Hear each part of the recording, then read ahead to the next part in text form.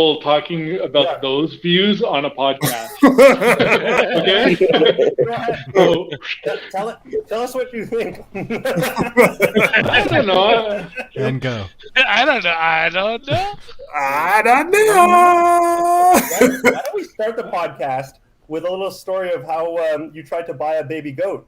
Tim, why don't you tell us that?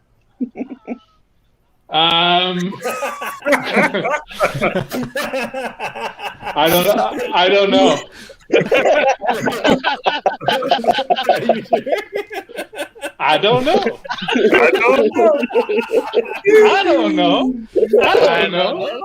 I like it. Is there any member of a certain community that you impersonated? I don't know. So what are we talking about? I don't know. You're a mensch. Tell us in the intro. That's it.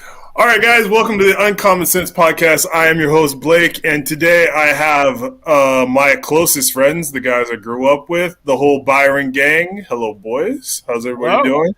Hey. Good. Going on. So, finally figured that, I said a long time ago that we should turn our bullshit chat conversations into a podcast. And looks like 21's a year where we're actually going to record one. So, yeah. And here's our king right now, King Eric. Hey. I'm back. On that note, here's the king. All right. So, so 2020 was a great year, I guess. Not really. Fucking sucked. But yeah. It was all right for me.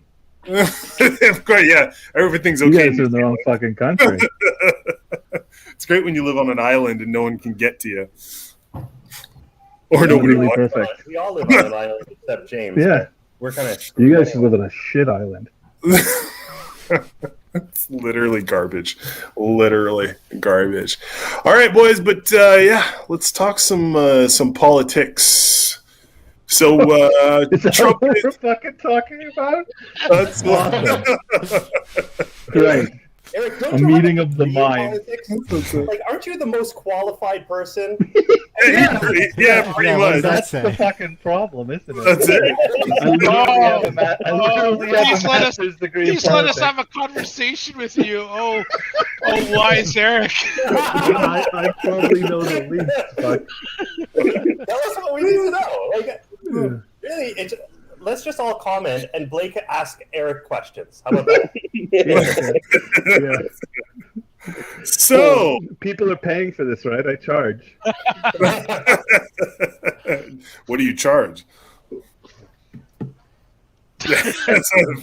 Eric will accept opportunity. multiple forms of payment. All forms of payment. So America went to the shitter in the last couple of weeks. People stormed the Capitol. Trump incited a revolt, and so what's our opinion on this? Do we think he's going to get? Hold on, Blake. You're taking for granted that we think that Trump incited it. I mean, you're probably right, but I mean, we could start the argument that did he actually incite it? You know what I mean? Okay, so 3 minutes 45 seconds in, I already want to kick Alex out of the chat. How's that? This is a great podcast you have, Alex. No, but I get Alex's point. Is all right? So then we'll back it up. The cause or the symptom, So we'll back it up. So do we believe that Trump is the actual reason that they stormed the Capitol? I don't think that it is solely the reason, much like almost any complicated matter doesn't have just one angle on it, but he was a major driving force, and not because of who he is and what he brought to the table at the beginning, but it seems like there was an underlying sentiment in the U.S. and they kind of fed off each other, it seemed like. Yeah, he definitely capitalized an unholy marriage. Well, I mean, like, for months, even before the election, he was talking loser talk. You know what I mean? Like before the election happened, he was like, there's gonna be voter fraud. Like, he was talking as though he was going to lose the election, setting up almost like he was planning a revolt even before the election happened. You know what I mean? Yeah, I get what you mean, and don't get me wrong. I totally think he incited it to clear the air on that. But I just think that if it wasn't him, would it have been somebody else, or was it only because of him? And I think it could have been somebody else because there was underlying issues. That he just manifested. I think you like sort of hit the nail on the head when you said, like, you know, the underlying issues, because this has been a problem that's been going on for decades in the US. And it's just a matter, like, Obama, when he came into office, he was talking to those same people, not all of the same people, obviously, but it's the disenfranchised, you know, and now, like, you're seeing some of those same people, a lot of other people too, but who are all equally disenfranchised, who are pissed off. And yeah, like, Trump just came in my opinion, and just capitalized on all of that, you know? Yeah. Like 2008 destroyed so many lives and so many families, you know, and it's been a downward spiral. Some of the people too who have been to court and everything for storming the Capitol have said that they were following Trump, right? They said like he told us to go there. So whether or not he's like found criminally guilty, the people here. Yeah, people got a message from him. Whether or not he gave the message, they heard something, you know, and that's worth something for sure, because that's what they're saying, and I think they're being honest. Well, you can even see footage of people where they're... Well, you can even see footage of them repeating during the riot in the Capitol verbatim lines that Trump has said, like just before at the speech. So to say, like, for him to be completely, like, trying to absolve himself from it is ridiculous, because, like, he definitely influenced them on some level. Whether or not it was, like, purposeful, that's the question, you know? Oh, it's for sure purposeful. It's for sure purposeful. Like, right, but they have to pin him with that in order to, you know. Because he put out tweets that specifically said that, you know, like, we're going to march, we're going to do this, we're going to do that kind of thing. So it's like, is he really, like, I mean, I guess you could always debate the fact whether or not he was the guy who started it all, or whether he's inciting violence on the Capitol. But I mean, again, I think it comes back to that same point as always with Trump, is that how do you not know the words you say carry so much influence?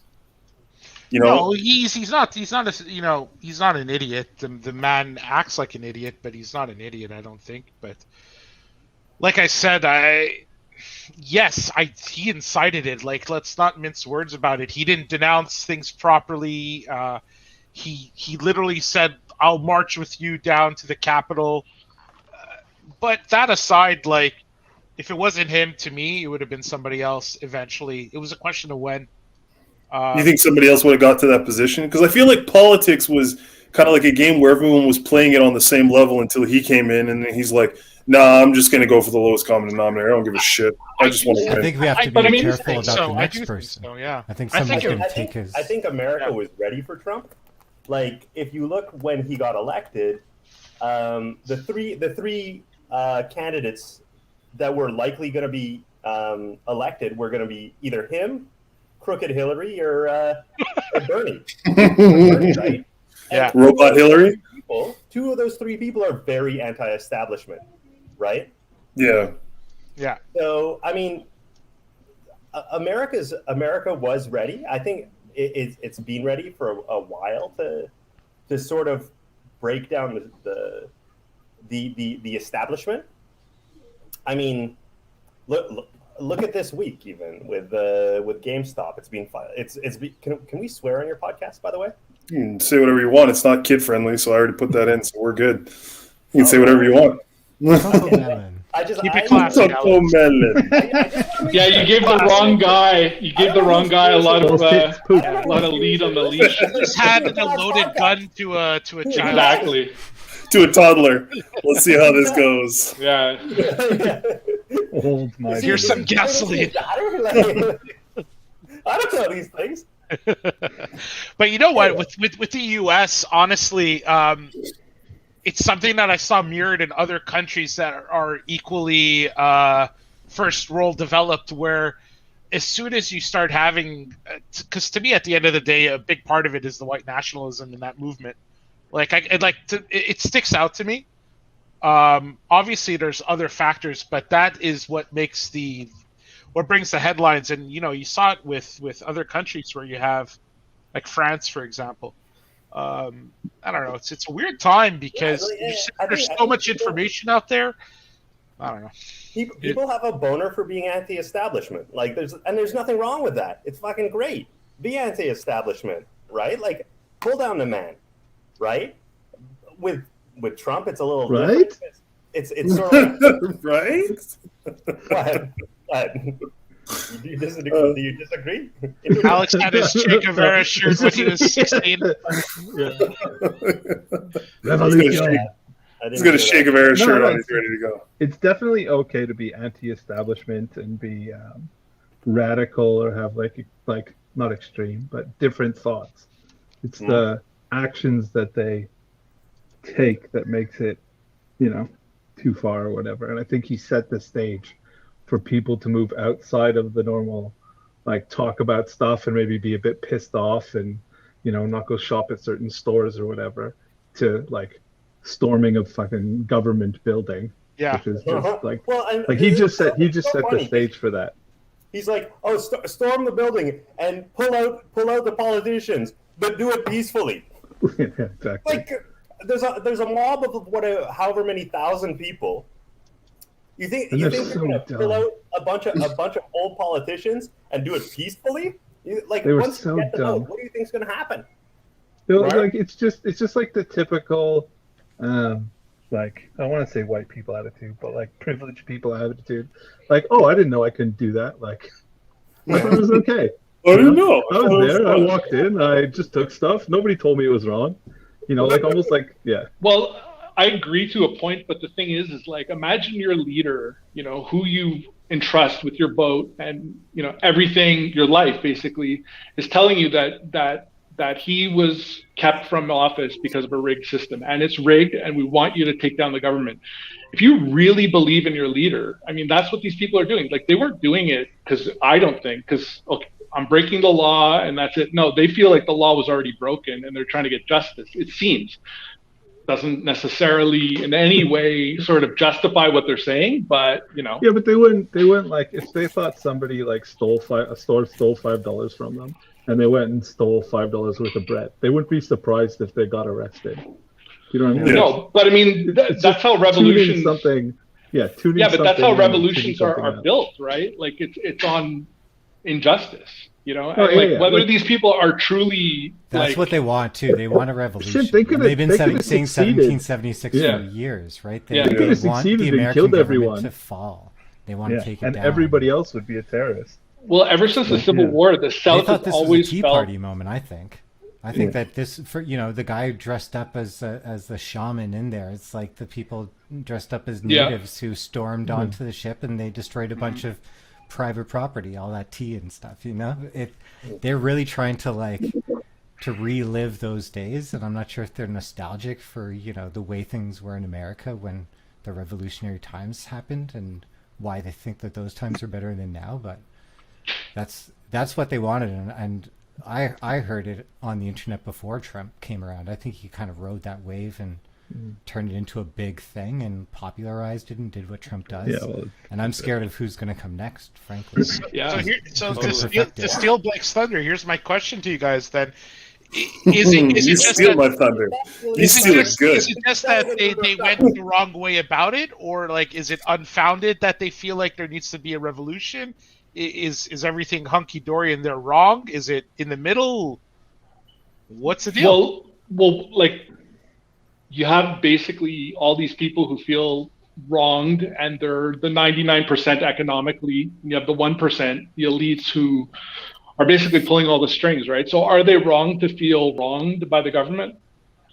I don't know. I don't think so necessarily. Now, how they're going about it, I don't agree with. But yeah, I think the government. Yeah, but it's what they're latching onto, right? Like, is it is it the Boogaloo fucking QAnon movement where Pizzagate and all that stuff? But are we talking about the right only, or are we talking about the right and the left? Right? No, we're talking about everyone. I mean, there was the first two people that CNN had on to talk about that woman getting shot in the face or whatever. They were like people there for Instagram snaps. They were leftist activists who also stormed in the building. They were just there for Instagram hits. Like, it wasn't just like the QAnon boogaloo type people who were there. I mean, it's all very muddled and fucked up at the moment. But it's just that populism wave that we were talking about. They operate in the vacuum that they're provided, right? So just a lot of things came together at the right time where a bunch of different ideas got mixed up, and a lot of people who had problems saw a way to vent them against one central place, and they all just they went for it. Like, so to your point, Eric, to your point about the left-wing activists in the Capitol, like a lot of people think about when Ike Eisenhower left office and warned about the industrial complex of the military. Mm-hmm. When Obama left office, one of the last things that he made a point to talk about was cynicism in politics, government, and how it drives like some really awful behavior. It drives activists to go storm the Capitol next to people who they consider their enemy, so that they could get ammunition against them. Lets them do something wrong in order to get to that end. And that's something that is like it's really against humanity and like what it is to be decent to other folks. Well, yeah, and I think the scary thing about Trump too is like I think for the first time in I don't know however long you heard a president or you heard a leader talk about how he was not considering those who didn't vote for him. So he wasn't about bringing the country as a whole together. He was about more of trying to just appease to his people, those who followed him, and the rest of them can go fuck themselves. Yeah. For the most part. Like, I don't, like, he was saying that, like, if you didn't vote for me, I don't care about what you think, because I won. Yeah, so it's really building that, he's really building that, like, us versus them. Yeah. The other. And not really pointing out who the other was, right? It's like classic stuff. Well, that's my question, Eric. It's what has made all these people so upset and frustrated? What is it? A million things. Their mom died. The bank refused service. Like he ran over my dog. Like yeah, seriously. Like my neighbor ran over my dog, and no one's listening to me. It's like there's an avenue for problems everywhere, and like people can come together about the craziest stuff. And then they just latch onto one grievance that they have, and then these grievances build into like giant balls of people who are just super pissed off about a ton of stuff. And like I said, he pointed out that these people who aren't like, who aren't us, who didn't vote for me. And if you vote for me, your lives will change. And everybody else is against you, and they're the reason you have problems. And sometimes they are the reason they have problems, and sometimes life's just shitty. Yeah. But like they just pointed him in one direction, and like I said, that everybody just went, I'm going to get in as far as I can. See, that's what it is to me. It's just he's a master marketer. He's a master manipulator and marketer. He's so 100%. Good at that. But the thing is that you're making the assumption that all of these people are pissed off. And well, they're all pissed off for different reasons, not for the same reason. Or some of them like attention. Some of them like to spur that thing. Some of them want to be important. I suppose, not all of them are pissed off, but all of them are playing on people who have grievances. I want to make this point. I guarantee, I'll bet a good portion of people in that crowd, they were fucking having a blast that day. Oh, 100%. Oh, yeah. 100%. 100%. I'm going to say probably about 65% of the people who were there were just there because they thought it was going to be a monumental moment that they could say they were there. To them it's like I'm going to go to Woodstock. All their friends from the forums. That's it. Yeah. Like there's always that picture of the black dude who's sitting there in the midst of like all the other white guys, and everyone's like, "What the fuck why is Greg here?" You know what I mean? Yeah. He's like, "Well, I thought I was getting my stimulus check. I don't know." So they told me. Like you guys have all been in protests before, right? Like you've walked and marched in protests. I don't think I've ever protested anything. Oh, I have. I love it. Dude. I get caught up in it. I like the excitement. I like the thrill. You go to riots, Steve. That's not the same as a protest. Steve goes to riot. That's not the same. I've been to riots. No. But I've been Steve's like, I get right up and in. But I've been to protests before, where I don't even know what they're protesting, and I'm protesting with them because it's fucking fun. Like, it's really fun. Like, you're chanting, everyone's going at it. It's like being in a sports stadium. Well, Honestly, but Alex, honestly, you bring up a good point, because to me it's like, if I were to ask a random sample of the people who stormed the Capitol as to what the reason is for them being there, and most of them probably say something along the lines of "Make America Great Again," we're a revolution, storming the Capitol. But if you ask why they want these things and what's making great and why is it not great, most of them can't answer. They can't answer you. And it's so like, why are you here then? Like, it's just they like or they'll say taxation is violence. Yeah, they'll go to some weird philosophical like. Yeah, and I think the honest truth for a lot of them is this is fucking awesome. This is a great time. It's a mob mentality of my life, because I had a fucking awesome day. Yeah, you know. Yeah, I agree. But being in the States is like, because I went to school in the States, especially like I went to school in the South, and it's weird because in Canada I think we believe that we are somewhat separated, like we have different values and different views. But to an extent, we're still very much all similar. Like, there's a lot of shit that, even though we're different on a lot of topics, that we do kind of settle on. And in the States, there really is this like clairvoyant. There's like this clear partition between basically like what you consider to be like the middle states or the southern states, where they really want to keep this simplistic way of life. And I'm not even going to call it simplistic, because it's not even simplistic, but just they have this very like value-driven existence that they really want to hold on to. And in terms of a lot of them, they feel that they are being misrepresented. They're being told that they're stupid. They're being told that they're living in the past, that they're not moving forward with progress. When a lot of these people are living off of like the kids I went to play football with when I was in Tennessee, like half of them, all their families owned farms. Like, they were all cattle boys and farm kids, and they had all grown up on, like living off the land, and they got 4 or 5 brothers and sisters who are helping out raise the farm. And I think there's a huge difference between these large cities like New York, Los Angeles, Chicago, where you have this one mentality where it's like, progress. Like, we need to do this. We need to fix this. As opposed to their way of life where it's like, we just don't want anybody to fucking bother us or ask us to change because we're not doing anything wrong.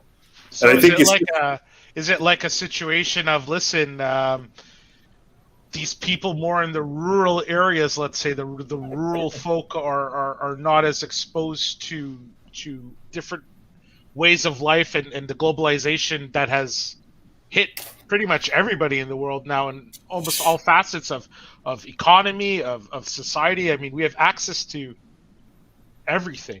Yeah. That's changing every facet. And it's opening borders that have been closed forever in a lot of facets of life. And I could see how it could be scary to some people. And, but I don't want to lose my identity type thing. Yeah. But it's honestly, it's not even the fact of fear. It's the fact that, at least being out there, it's, when we live here in the city, like, we're all city kids. We all grew up in the city pretty much. Like, we have access to a lot of different things that we can do. You know what I mean? Like, we have a lot of different avenues that we can go down, a lot of education we can partake in, different industries that we could all, get jobs in. But when you're out there, it's very like, this is what you do. These are your options, and that's it. And you eat, like, you either kind of tote the line and go with it, or you got to go somewhere else where there's more opportunity. And I think for them, what ends up happening is they start to feel like they're being told that their way of life and the way that they've done things for a long time is not acceptable anymore. And it's not. You can't continue to be this way. Like, you have to conform to the modernized world in the way that we in the cities do it, when it doesn't necessarily work for them. Yeah, I think so. I feel like a lot of their complaints are our complaints too. We all suffer from like a generational thing where we've watched our parents get by with less and have more to provide and have more time to spend on vacation and all that sort of thing. Sit down, Alex. Yeah, and so like we've all experienced that, and I think we're all sort of, you know, upset about the economic situation that's going on for middle class people. But like we've also watched our communities change, and we've been challenged by like newcomers coming in and telling us like, oh, you know, that's really cringy what you guys are doing as a community and stuff. We haven't stayed relatively the same, because, you know, a lot of these communities that you're talking about, Blake, you know, people that run the restaurant still run the restaurant, you know, and a lot of people that run the store still run the store, and a lot of people in the community still live there. So they have the same things that they're upset about too, but then they look at the world and they see all this stuff changing, and they go, oh, it's the world that's doing this. That's why we don't have as much as our parents. Well, you know, the cities, everything's changing so fast around us, and we're the ones being left out. They probably think that people in the city are doing great and all have high salaries and rich and living in expensive condos. So would you agree then to that point that what happened at the Capitol it was on the surface a political thing, but what it really was a not even a class thing, a culture thing? I think it's history taking. I think it's history starting to show itself. You know, you know, the internet has disrupted our minds and has disrupted our communities, and we're on a framework, like a political framework that's over 200 years old. Yeah, and it doesn't change very quickly, and it doesn't change fast enough for us, who have changed the rest of the world in 20 years to a point that it's unrecognizable. But then our politics are exactly the same. So I think we're in historic times, and I think something's going to give, and things are going to change, and there will be revolutions. I think history is just telling us that that's going to happen. So I think that's one way that's showing, and in the it's just how's it going to turn out. I would even argue that like the revolution has started, and I mean it might not be a completely violent one, like when we think in our head like revolution, we think civil war, etc. I just think it's already begun. It began even before the Capitol. The Capitol, I think, was the symbolic beginning of it, but I think, you know, just the disparity between the erosion of the middle class, and now like the disparity between that and, you know, the rich.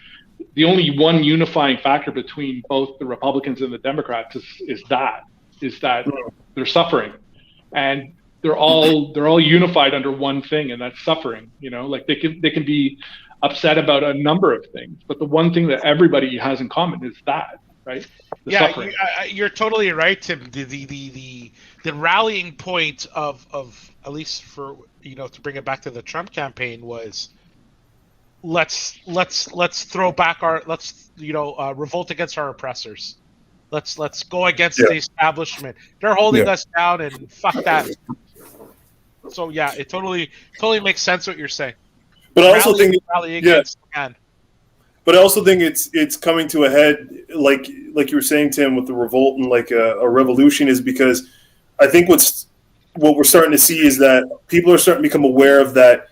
This whole idea of blaming the other side for all your woes is no longer like it's no longer something that people want to hear, because in the end we're all starting to become very aware of who's making the laws, who's passing the bills, who's changing, you know, who changes the rhetoric, who's altering what we hear as far as news and media, who are pulling these strings. And not to say that, like, you know, I don't think it's like a grand conspiracy to a certain extent, but when we're looking at, you know, politicians who are passing bills to allow certain things to happen, but not allowing other things to happen, I think it's just like a summary, or it's just like a volcano starting to erupt, where it's like, we know you guys are responsible for a lot of shit, and you guys got away with a lot of shit beforehand, but now, like, we're putting you on notice, saying, like, we're here, we understand if you keep fucking up, you know, heads are going to start to roll.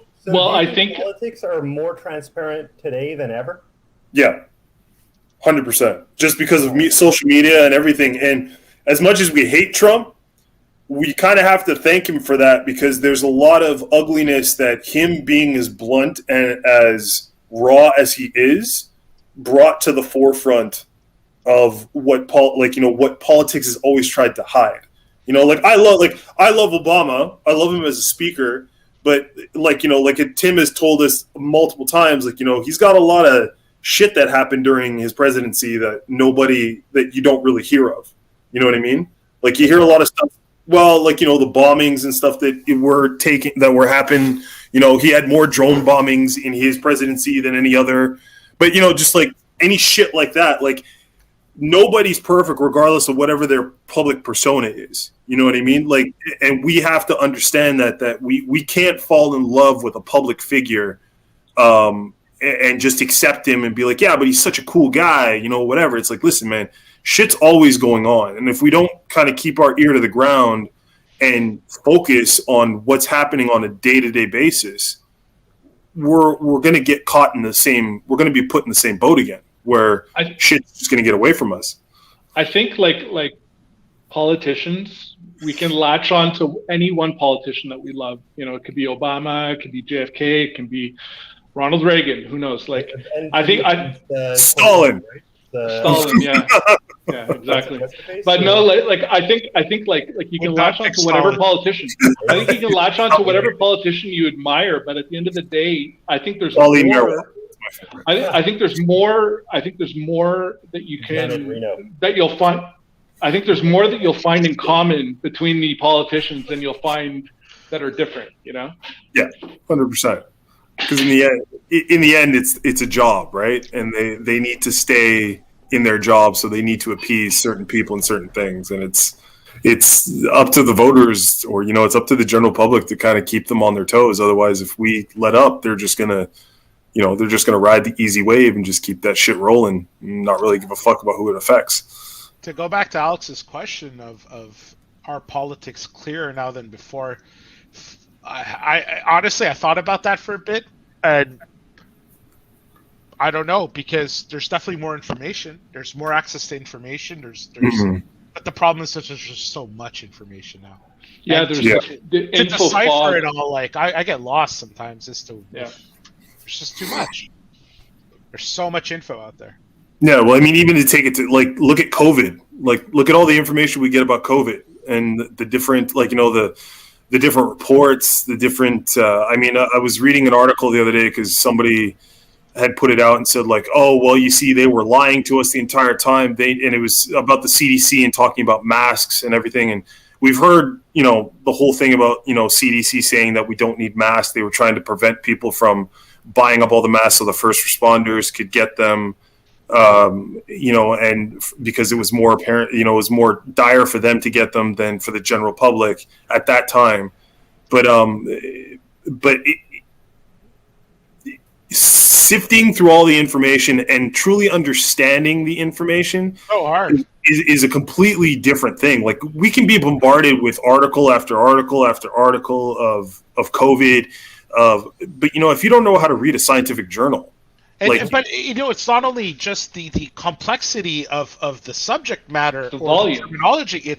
It's also like every time I read something online, I have to check where it's published, who's writing it, to know what their angle usually is. And well, now that I'm getting news from 20 different sources, there's tweets, there's this, and I don't know where everybody stands who's reporting this. So, like, I don't know what angle I'm getting, because most of the time there's a bias these days. So, like, and then when you get through all the stuff and it's clear, you find out it's 4 years old, the article or something, right? Like, there's that too, that you're always trying to find the newest information because you think the newest information is the most accurate information. I would argue though that's why Trump was new information right. is what You're you need. right. And there's less perspective, and I think if we're talking about what's wrong with politics, you have to interweave it with journalism. Like, that is the one. The media is like the one. If you're talking about American politics, they say it's the one institution that's like written into the Constitution, the one private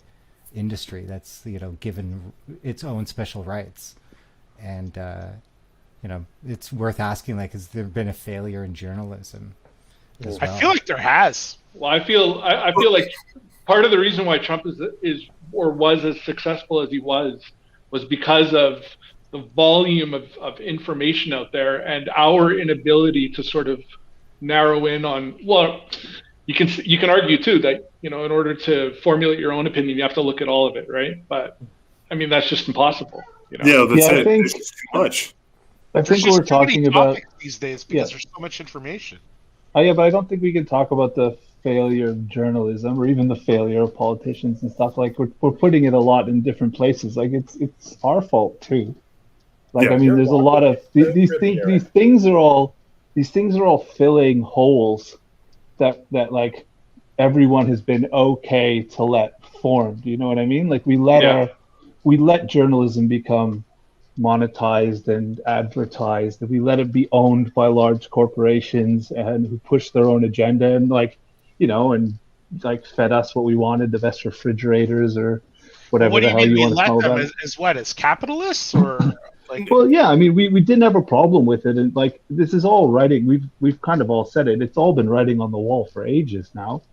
That people had problems, that people were unhappy, that wealth wasn't. I mean, I didn't do anything about it. I'm not like coming down on anyone, but I'm just saying it's not it's a failure of a system that we've all kind of been happy to live in until someone stormed what we think of as the center of democracy and our our Western ideals and stuff. Like, Are you saying that apathy is the Achilles heel of the first world? I'm just saying, we're okay. Yeah, in a way, we were all cool with it until we're not. Do you know what I mean? Like we watched the plane go down. But it's also not apathy because we didn't build this world. Everyone who's alive today inherited a modern world. We all were born into this world, and we're all it's kind of like the substrate that we are given, and it's very easy to let inertia take place, and that's why I think a lot of this shit keeps happening. And I think I don't think we necessarily allowed it to happen, but every time that we allow inertia to take place when we know that the system is better, we're contributing in that little way to it. And some people do it nefariously, and the rest of us do it unwittingly because we're just trying to get by. We're going to live 75 years, right? We're just trying to get by, and most people focus on their lives and what immediately affects them. A lot of people don't have time. Yeah, no, that's it. Yeah, and then you get those people who have nothing but time, and they all band together and storm the White House. Mm-hmm. But yeah, nailed it. Band together and storm Tim's house. Well, we do that once. You'll be breaking the law. You couldn't have picked the worst person to storm. Tim has the most security. He's got cameras everywhere. All sorts of deadbolts. You're not getting in. Tim's place. Philip's light bulbs changing color on you. Alexa screaming in your face. It's too high. There's no penetrating that fortress. You're not getting in. There's no way. You're ruining the walls. You're not getting in. But it's funny because I was listening to a podcast the other day, and they were talking about that exact subject, and the guy was saying basically what he was comparing it to. He said that when you look at media compared 10 years ago to today, he's like, if you look at everybody today, nobody really has television anymore. I mean, like base television, right? Like watching commercials, all that kind of stuff. Next on channel whatever, blah blah blah. You have this show or that show. Everybody's on a streaming service. Like everybody's you're paying a streaming demographic. Absolutely. Yeah, for sure. Everybody will be by our generation when we're in the 70s or whatever. Yes, exactly. Like it'll be streaming services. There'll be no more. So he's like, when you're talking about journalism, the opposite has happened.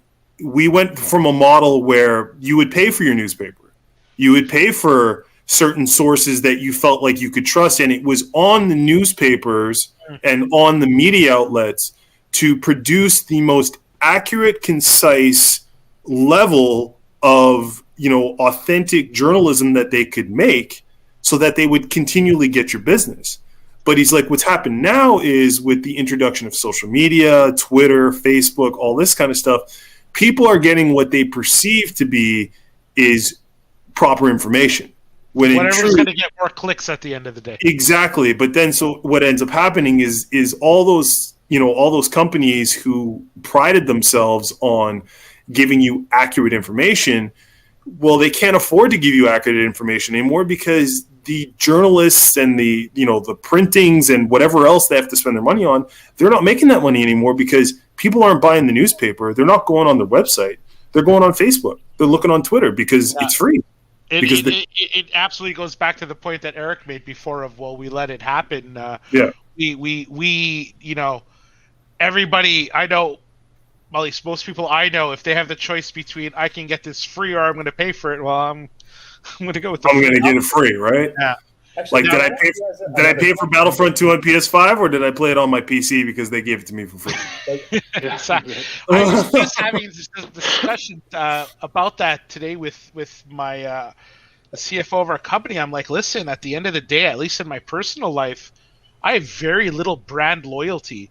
And and I don't mean as far as the actual brand of the product, although that does come into play, but of who's selling it. That I meant brands in that case. Like, for example, if Store A has a product and Store B has the product, and Store A is local and Store B is Amazon, if it's a significant purchase, sorry, but I'm going to go with the lower price.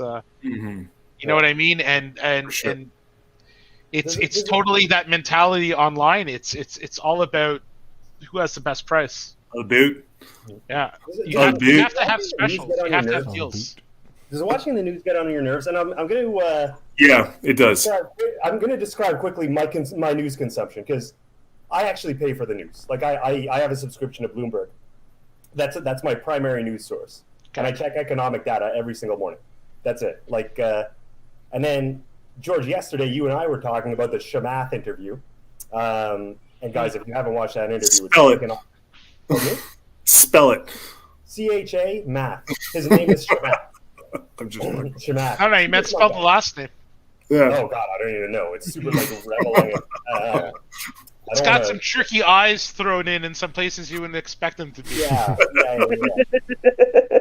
But like, it was on MSNBC, and the anchor is so intentionally obtuse, asking leading questions, omitting facts, like just oversimplifying phenomena.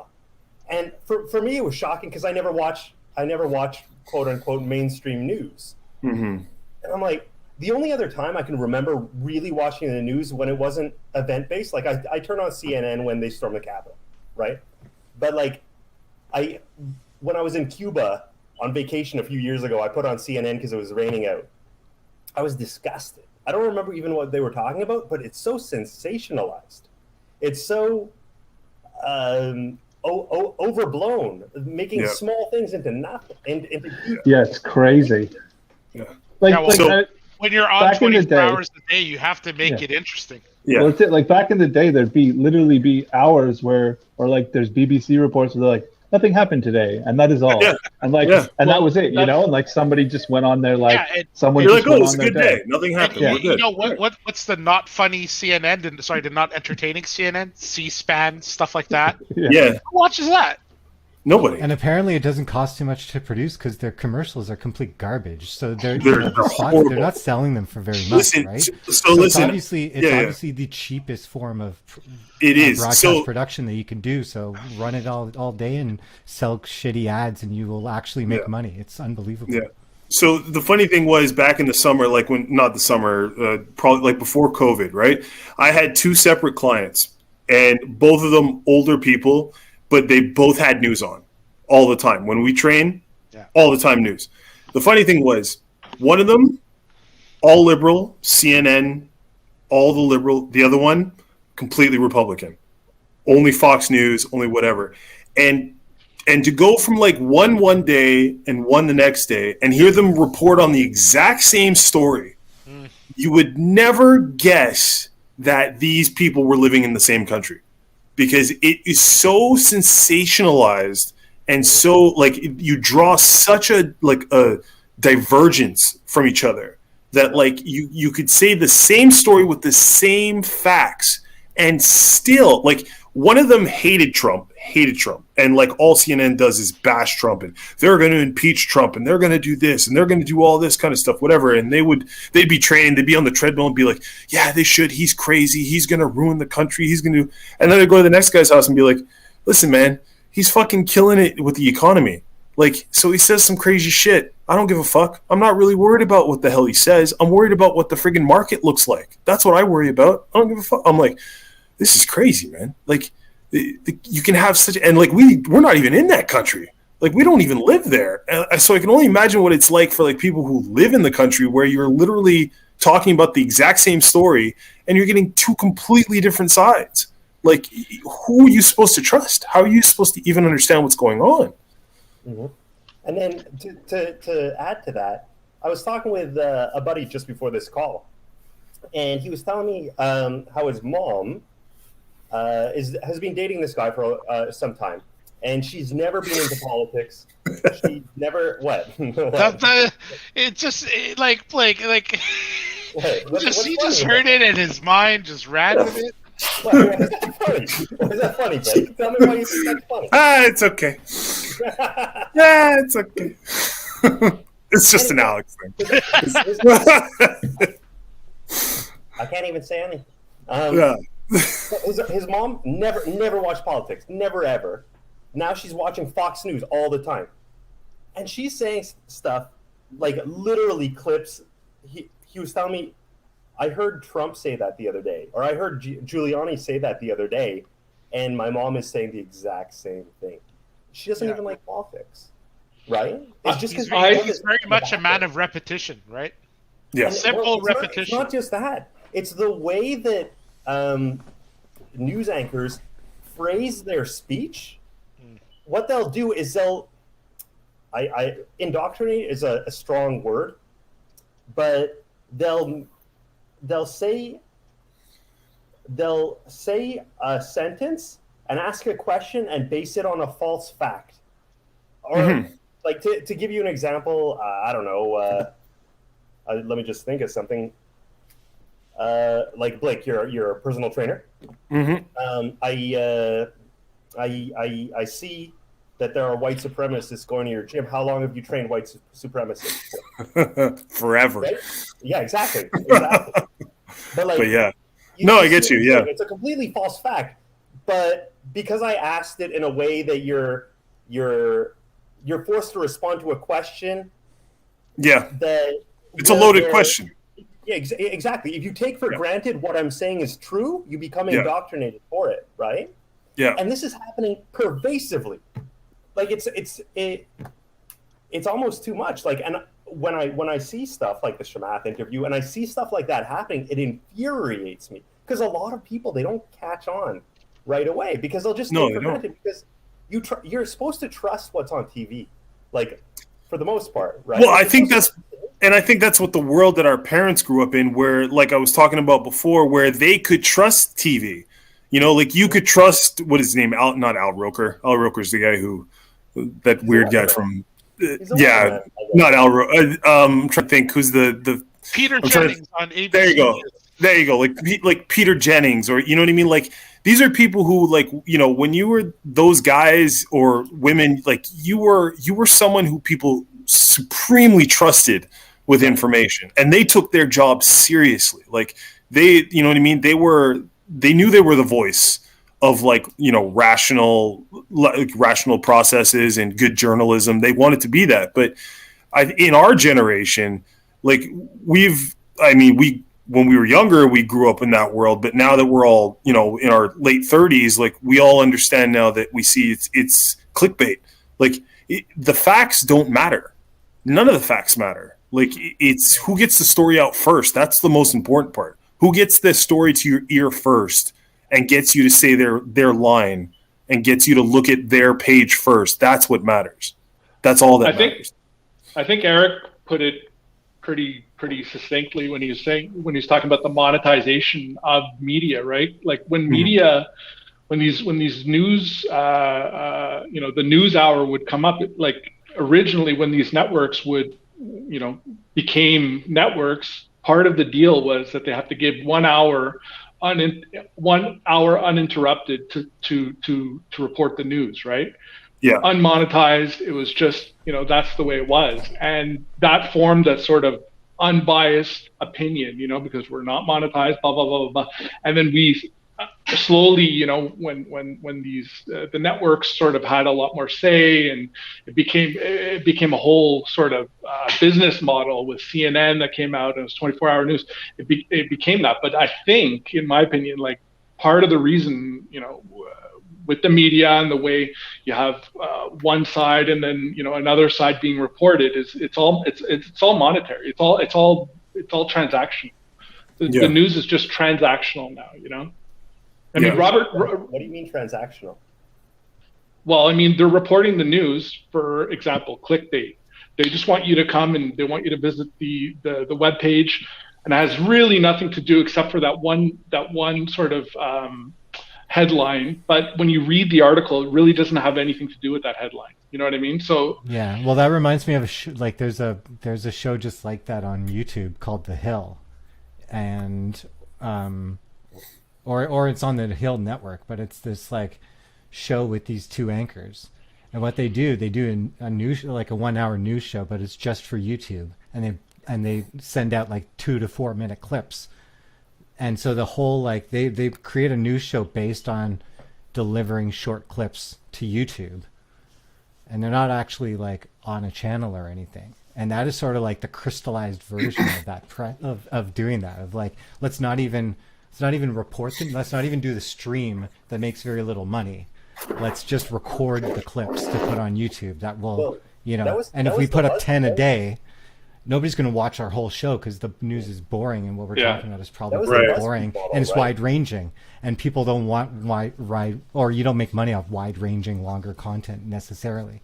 And so they're like, okay, let's break up. We're going to do an hour of news. Let's just go. And this is almost like the cynical game again that I'm talking about. Like, okay, well, let's not bother, doing the long format because that doesn't make money anyway. Let's just do the clips, and let's name each clip, and one thing is my take, one thing is your take, and then the thing is the news of the day, and and if we blast YouTube with 10 of them, maybe we'll make 10 what's times the the money. solution? Do you have some sort of a certification or something to be a certified news network or a source of news? And like I don't know what the solution is, because I think I'm part of the problem, because when I really do, because I see where I contribute to the problem, because whenever there's a news story, especially a big news story like coronavirus, I'm listening to everything that's being said on the mainstream media and in the institutions that we all should trust, and I'm like, there's a better story, there's a truer story somewhere out there that I could find, and I try to find like what I think is the truth, and I'm not sure if it, when I'm doing it, I think that it's like responsible like citizenry and stuff.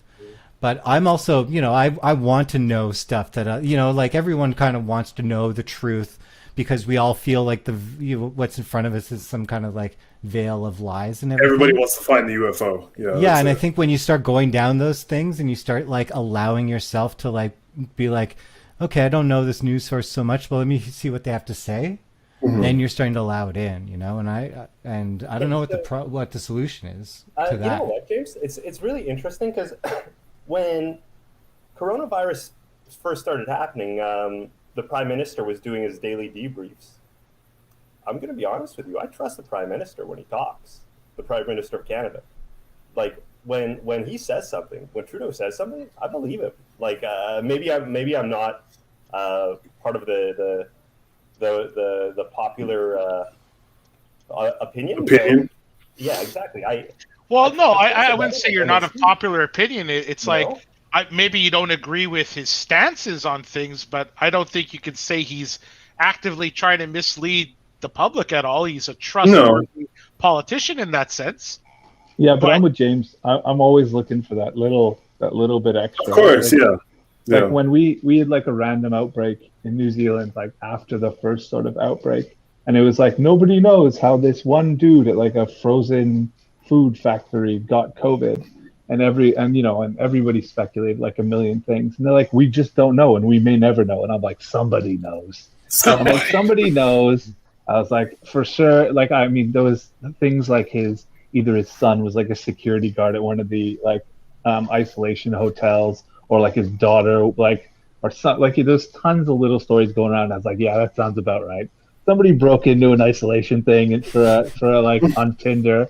I was like, that's definitely how it got out. Well, nobody's gonna know for sure. And like they weren't lying to me, but they weren't telling me the whole truth either. But the difference is you may fantasize about these scenarios, but you don't act on them. The difference is we got people who are acting on it now. Yeah, I'm not gonna go throw tomatoes at the girl's house and be like, you whore, you know? Like, it's your fault. I'm sick.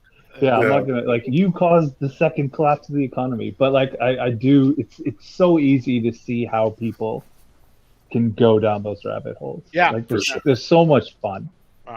You know, whenever an event happens, I like tuning into like MSNBC, then CNN, then Fox, just to see how like then if it really is.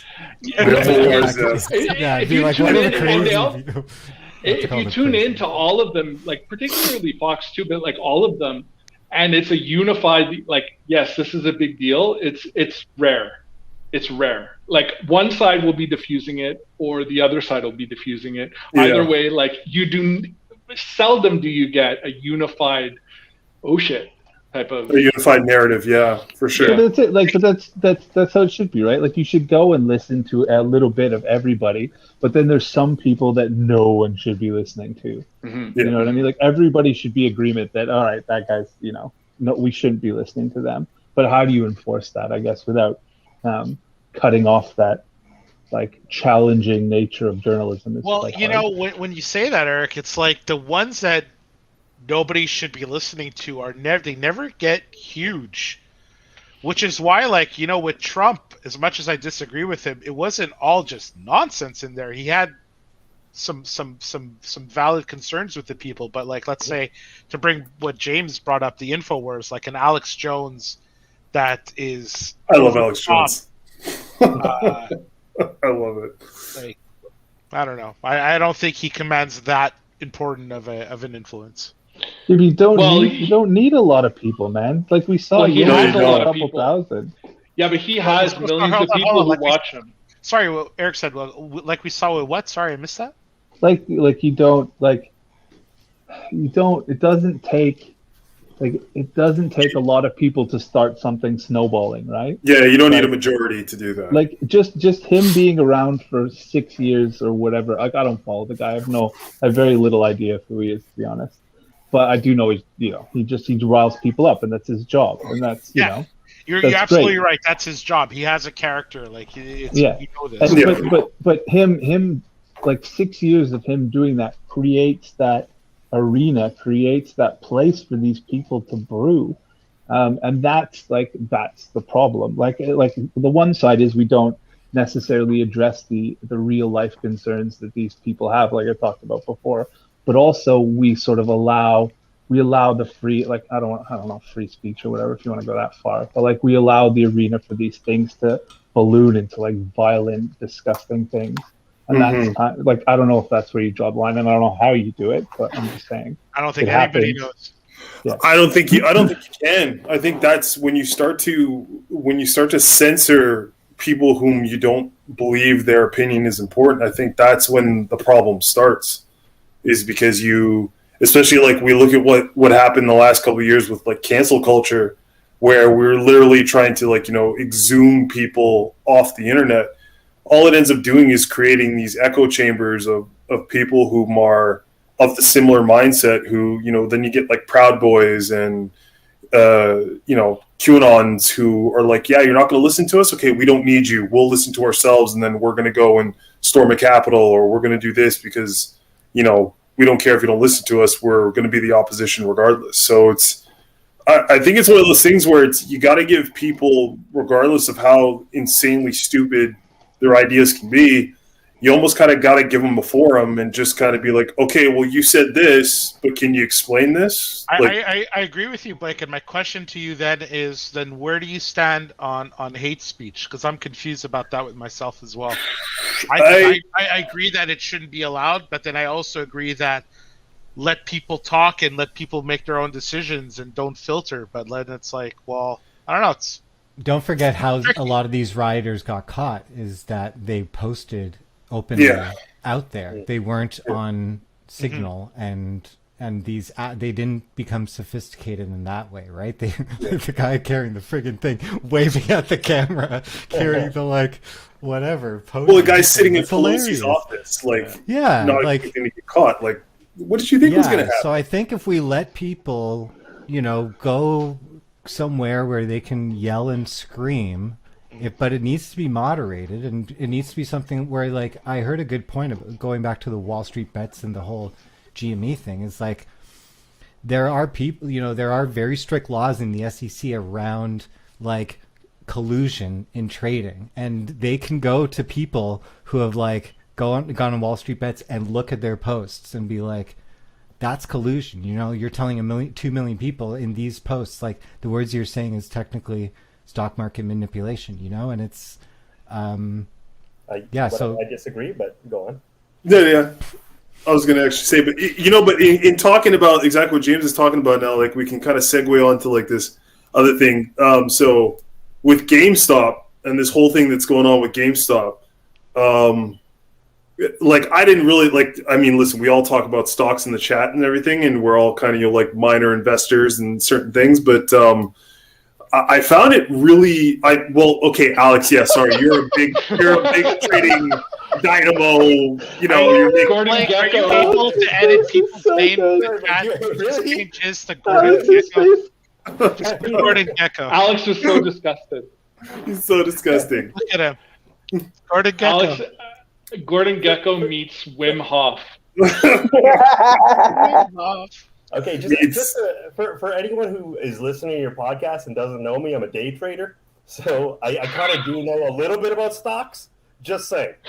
Just saying, I kind of know how to. It's not like the opposite of a vampire. Day trader.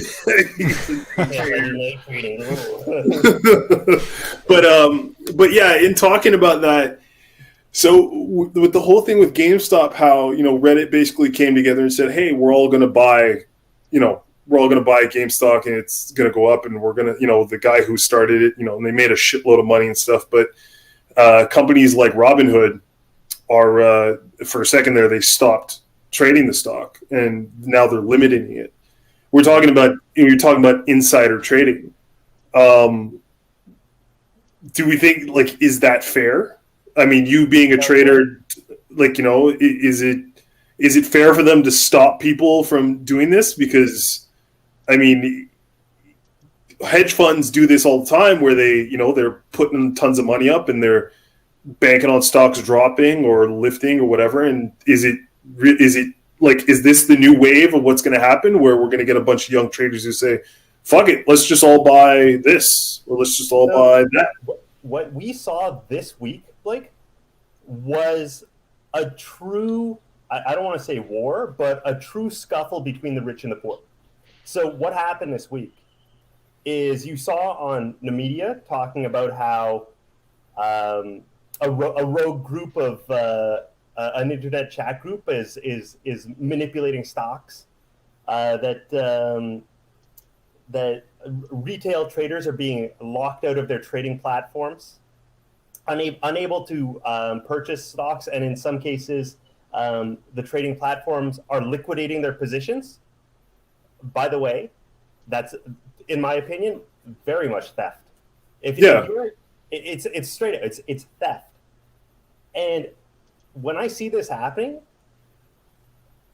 Robinhood is owned by a company called Citadel. Citadel also apparently has part ownership in a company called Melvin Capital, which is a primary loser in the GME trade. Mm-hmm. So Citadel is going in and blocking Robinhood, which is the primary trading platform for young American traders. Yeah. They're actually blocking them and liquidating their trades to stop the stock from going up. Because when the stock goes up, another one of their companies is losing money. Yeah. For a certain portion of the week, Wall Street Bets was shut down. Like, literally, a portion of Reddit was cut off. Yeah, I saw that. Who can do that? Well, only big companies can do that. With a lot of influence. Yeah, of course. But that's what I'm saying now. We're starting to see something completely interesting because we're children of the internet now, so we kind of understand how things happen, and information like we were talking about before is accessible to anybody.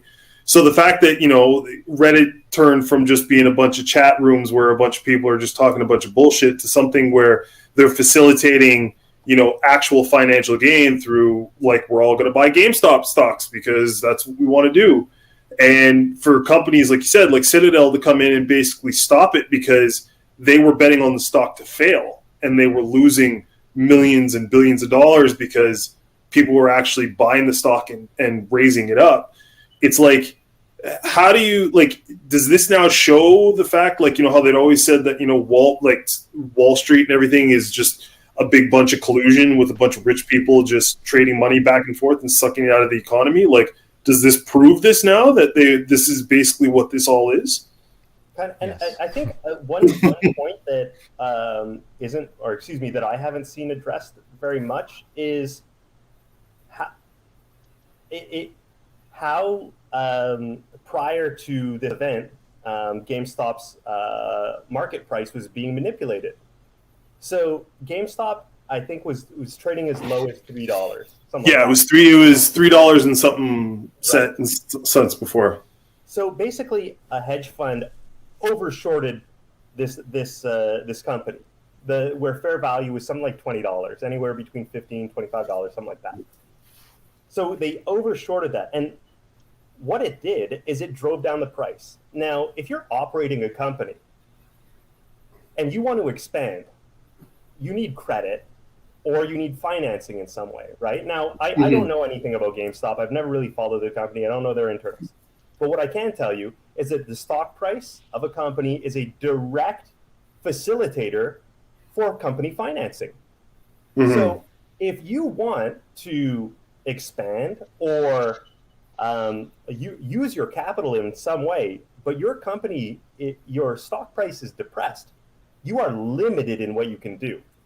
Severely limited. So when you're trading at $3, when your fair value is $20, you have 6 times less ability to make financing moves. That's debilitating. It seems wrong that somebody could use their immense wealth to bet against a company and then go to the press and do all the stuff that they do to like facilitate it happening. It's one thing. Like, I think what was really great about what Wall Street Bets was that was like true trading. They saw a company that was a good investment, and obviously it ended up being a good investment for a lot of them because it went up to like $300, so it worked. But they invested in a company that's whose economics didn't reflect their stock price, and it went viral. So it's like that's like the market being manipulated by who? The public? By everyone? Like, that's not market manipulation. That's just the public. And in a way, that's like what the stock market should be. It should be everyone realizing, hey, Air Canada is a great company and it needs to survive. And the reason why it's doing so poorly is that people are betting against it. So and if we buy all the stocks, those people are betting against it. They're going to actually want to buy those stocks too. So it's going to have a multiplier effect. It's a smart investment. Yeah, and it's also productive because you're betting on a company succeeding instead of this is a response to the market being manipulated, right? Yeah, exactly. Now, mind you, it's an exaggerated response. And there will be people who lose money on GameStop. 100%. For sure.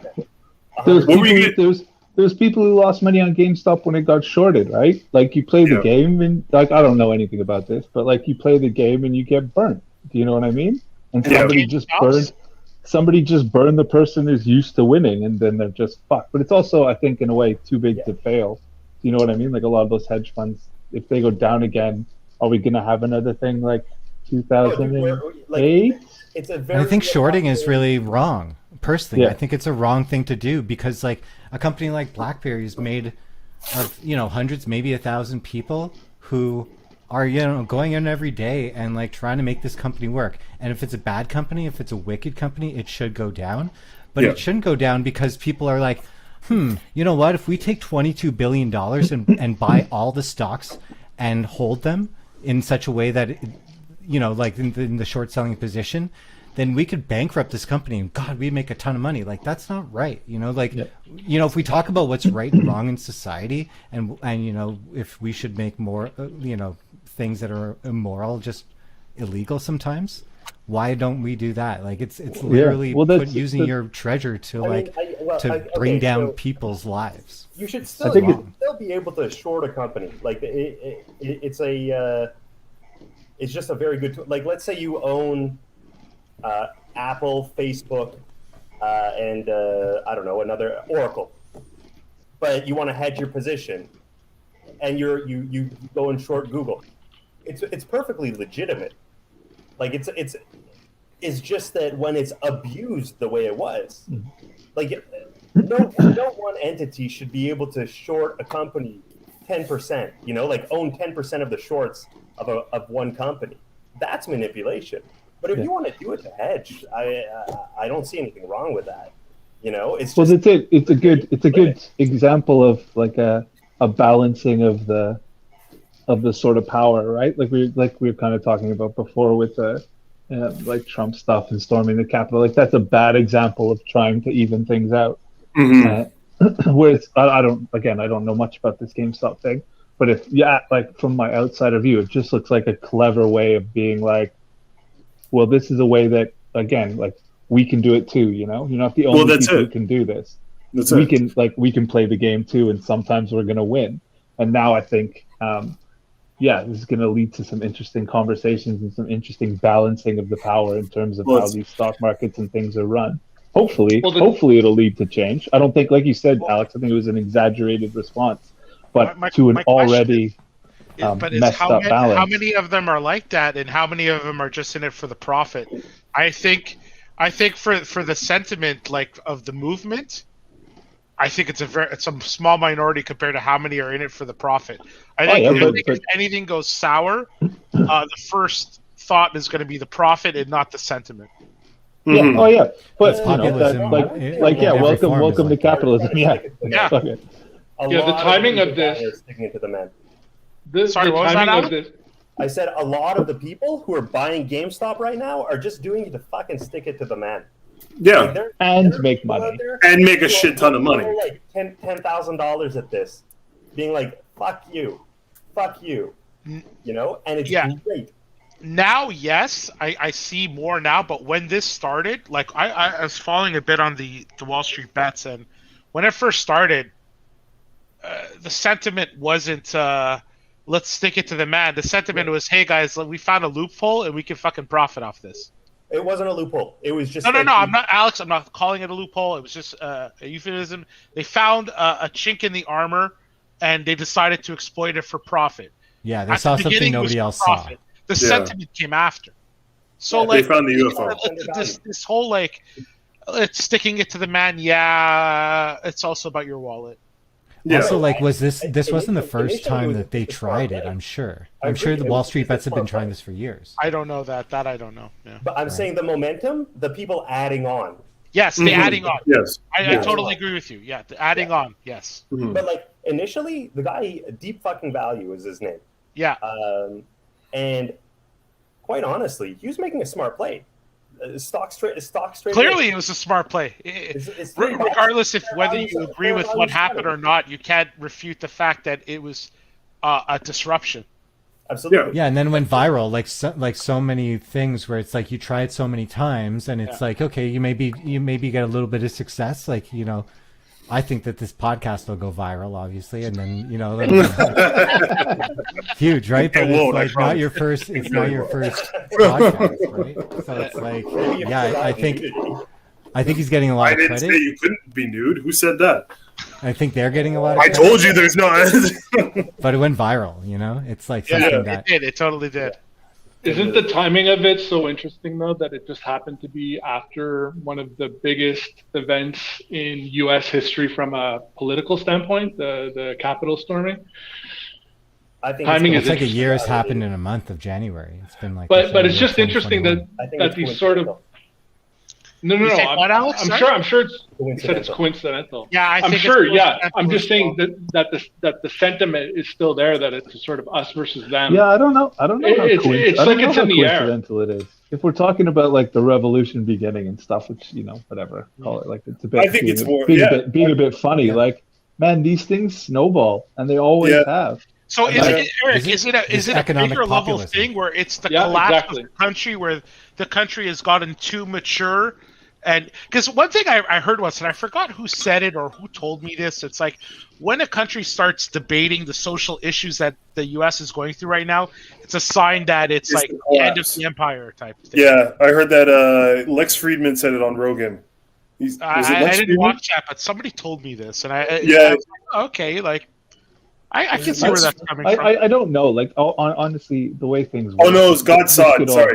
This could all fizzle out, right? Like, this could all fizzle out and nothing changes and blah, blah, blah, blah, blah. But also, you can look back on, in 5, 10, 15, 20, 25 years and be like, the end of 2020, beginning of 2021 was the first thing that happened. Yeah. Did everybody think, Yeah. And they'll link it to other stuff like the Wall Street movement, when everybody like Occupy Wall Street or whatever, and all these other little things that happened in the course of 10, 20 years that sort of led to a giant collapse. Or maybe it won't, but I don't like coincidences. I don't know. Just seem to that.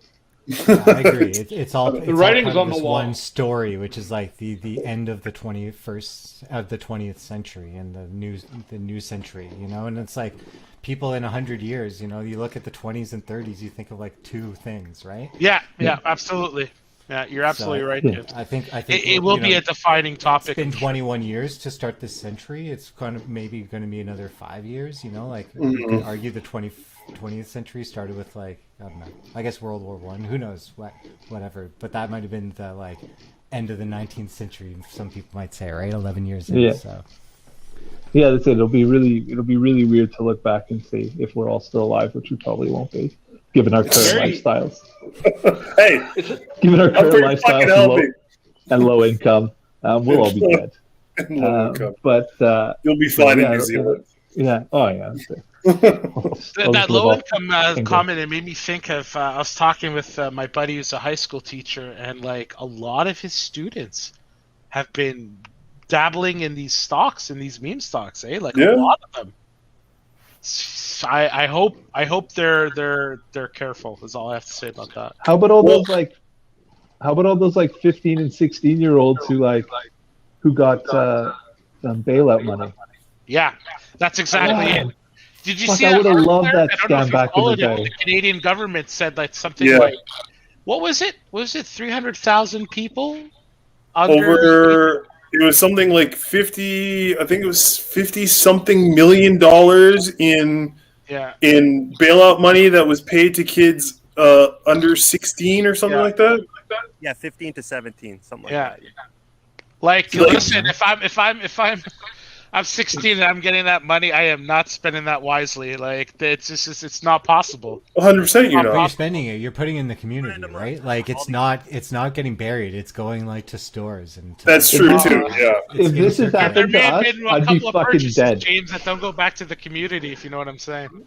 If the government was handing out $10,000 checks when I was 16, 17, we would not be having this conversation.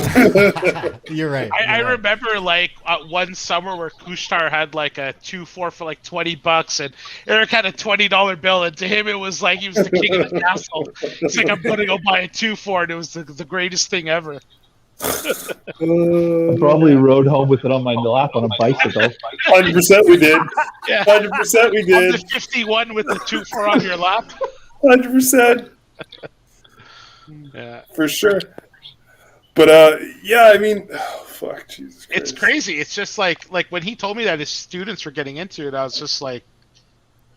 But I think that has a lot to do with like just the lack of confidence that a lot of people, like even our age or younger, have in the whole idea of like investment. Like, to me, the message I got out of that was like, man, is this a sign that something's going to collapse when the high school kids are getting in on it? Like, man, I think it's not a good sign. Or is it a good sign? I don't know. Like, is it a good sign that these kids are like know what they're doing as opposed to us who Alex, you know what? balance a checkbook? Possibility of yes, it is possible, yes, but historically it's a no. You know what I mean? Is this the catalyst of change where things are going to swing the other way? I don't know. But like, it's interesting that kids are like using Robinhood because like I don't have that app, but I think you could trade with like pretend shares and stuff. So like you can build a fake portfolio. Yeah, so they might be learning some like economic literacy that we never had. That's a good point, James. Because that's not something you're going to learn at school. Yeah, like I work in education, and that's something that is like has a huge black hole. And what we're trying to push to a lot of these school boards is about, being financially literate. And it's something that I never learned to do my taxes in high school or like never investment. Learned. We learned how to sew underpants. Yeah, we did like boxers. We did economics for 1 year after lunch, which meant that we were usually not coming to economics class with a clear mind. Yeah, that's a very good point. And it is good lesson for them. Yeah, and I think that's something that a lot of us have been yelling at for years. That that we've seen no change is we've all said that the education system, especially having kids now, you look at it and you realize how dilapidated the educational system is. You realize how much you didn't learn in high school that you feel like you should have, or how much when you were going to CEGEP that you should have had access to, like information, or and I know, listen, coming up with curriculums and what's important and what needs to be taught. I mean, James, you're in it, like you're balls deep in it now, but like coming up with what's important to teach is hard enough already. But the fact that there's been no evolution in what we've been taught, how we've been taught, and how, for the most part, that has not changed in the last, I'd say, 50 years. Like, no wonder kids are not listening or taking alternate avenues to achieve wealth or, notoriety, because the system that exists is not teaching them anything about the world they're living in. Yeah, definitely in the general education. Once you get obviously into the specialty fields, like, yes, of course, it's a different story, but you're absolutely right with basic life skills. It falls onto the family. It falls onto to the environment. It falls onto the friends. Doesn't come from school, it seems. So, well, you get some, don't get me wrong, but there's definitely a deficit, I find. It's fantastic. I think it's fantastic. What's going on? I do. I really do. I think I agree with you. The stock market, the better. I agree with you. Being able to learn. I mean, kids. I don't know how much they got in the States. $1,600, something like that. I don't know. For a kid to have even a small amount of capital, where they can make something out of it. It's amazing, and they see the benefit, right? Like, to see what's happening today and to inspire a kid who's never thought about trading before, for them to get in, hey, I can actually do this. I can make a living at it. I can make smart plays if I do my research. If I'm doing due diligence, phenomenal.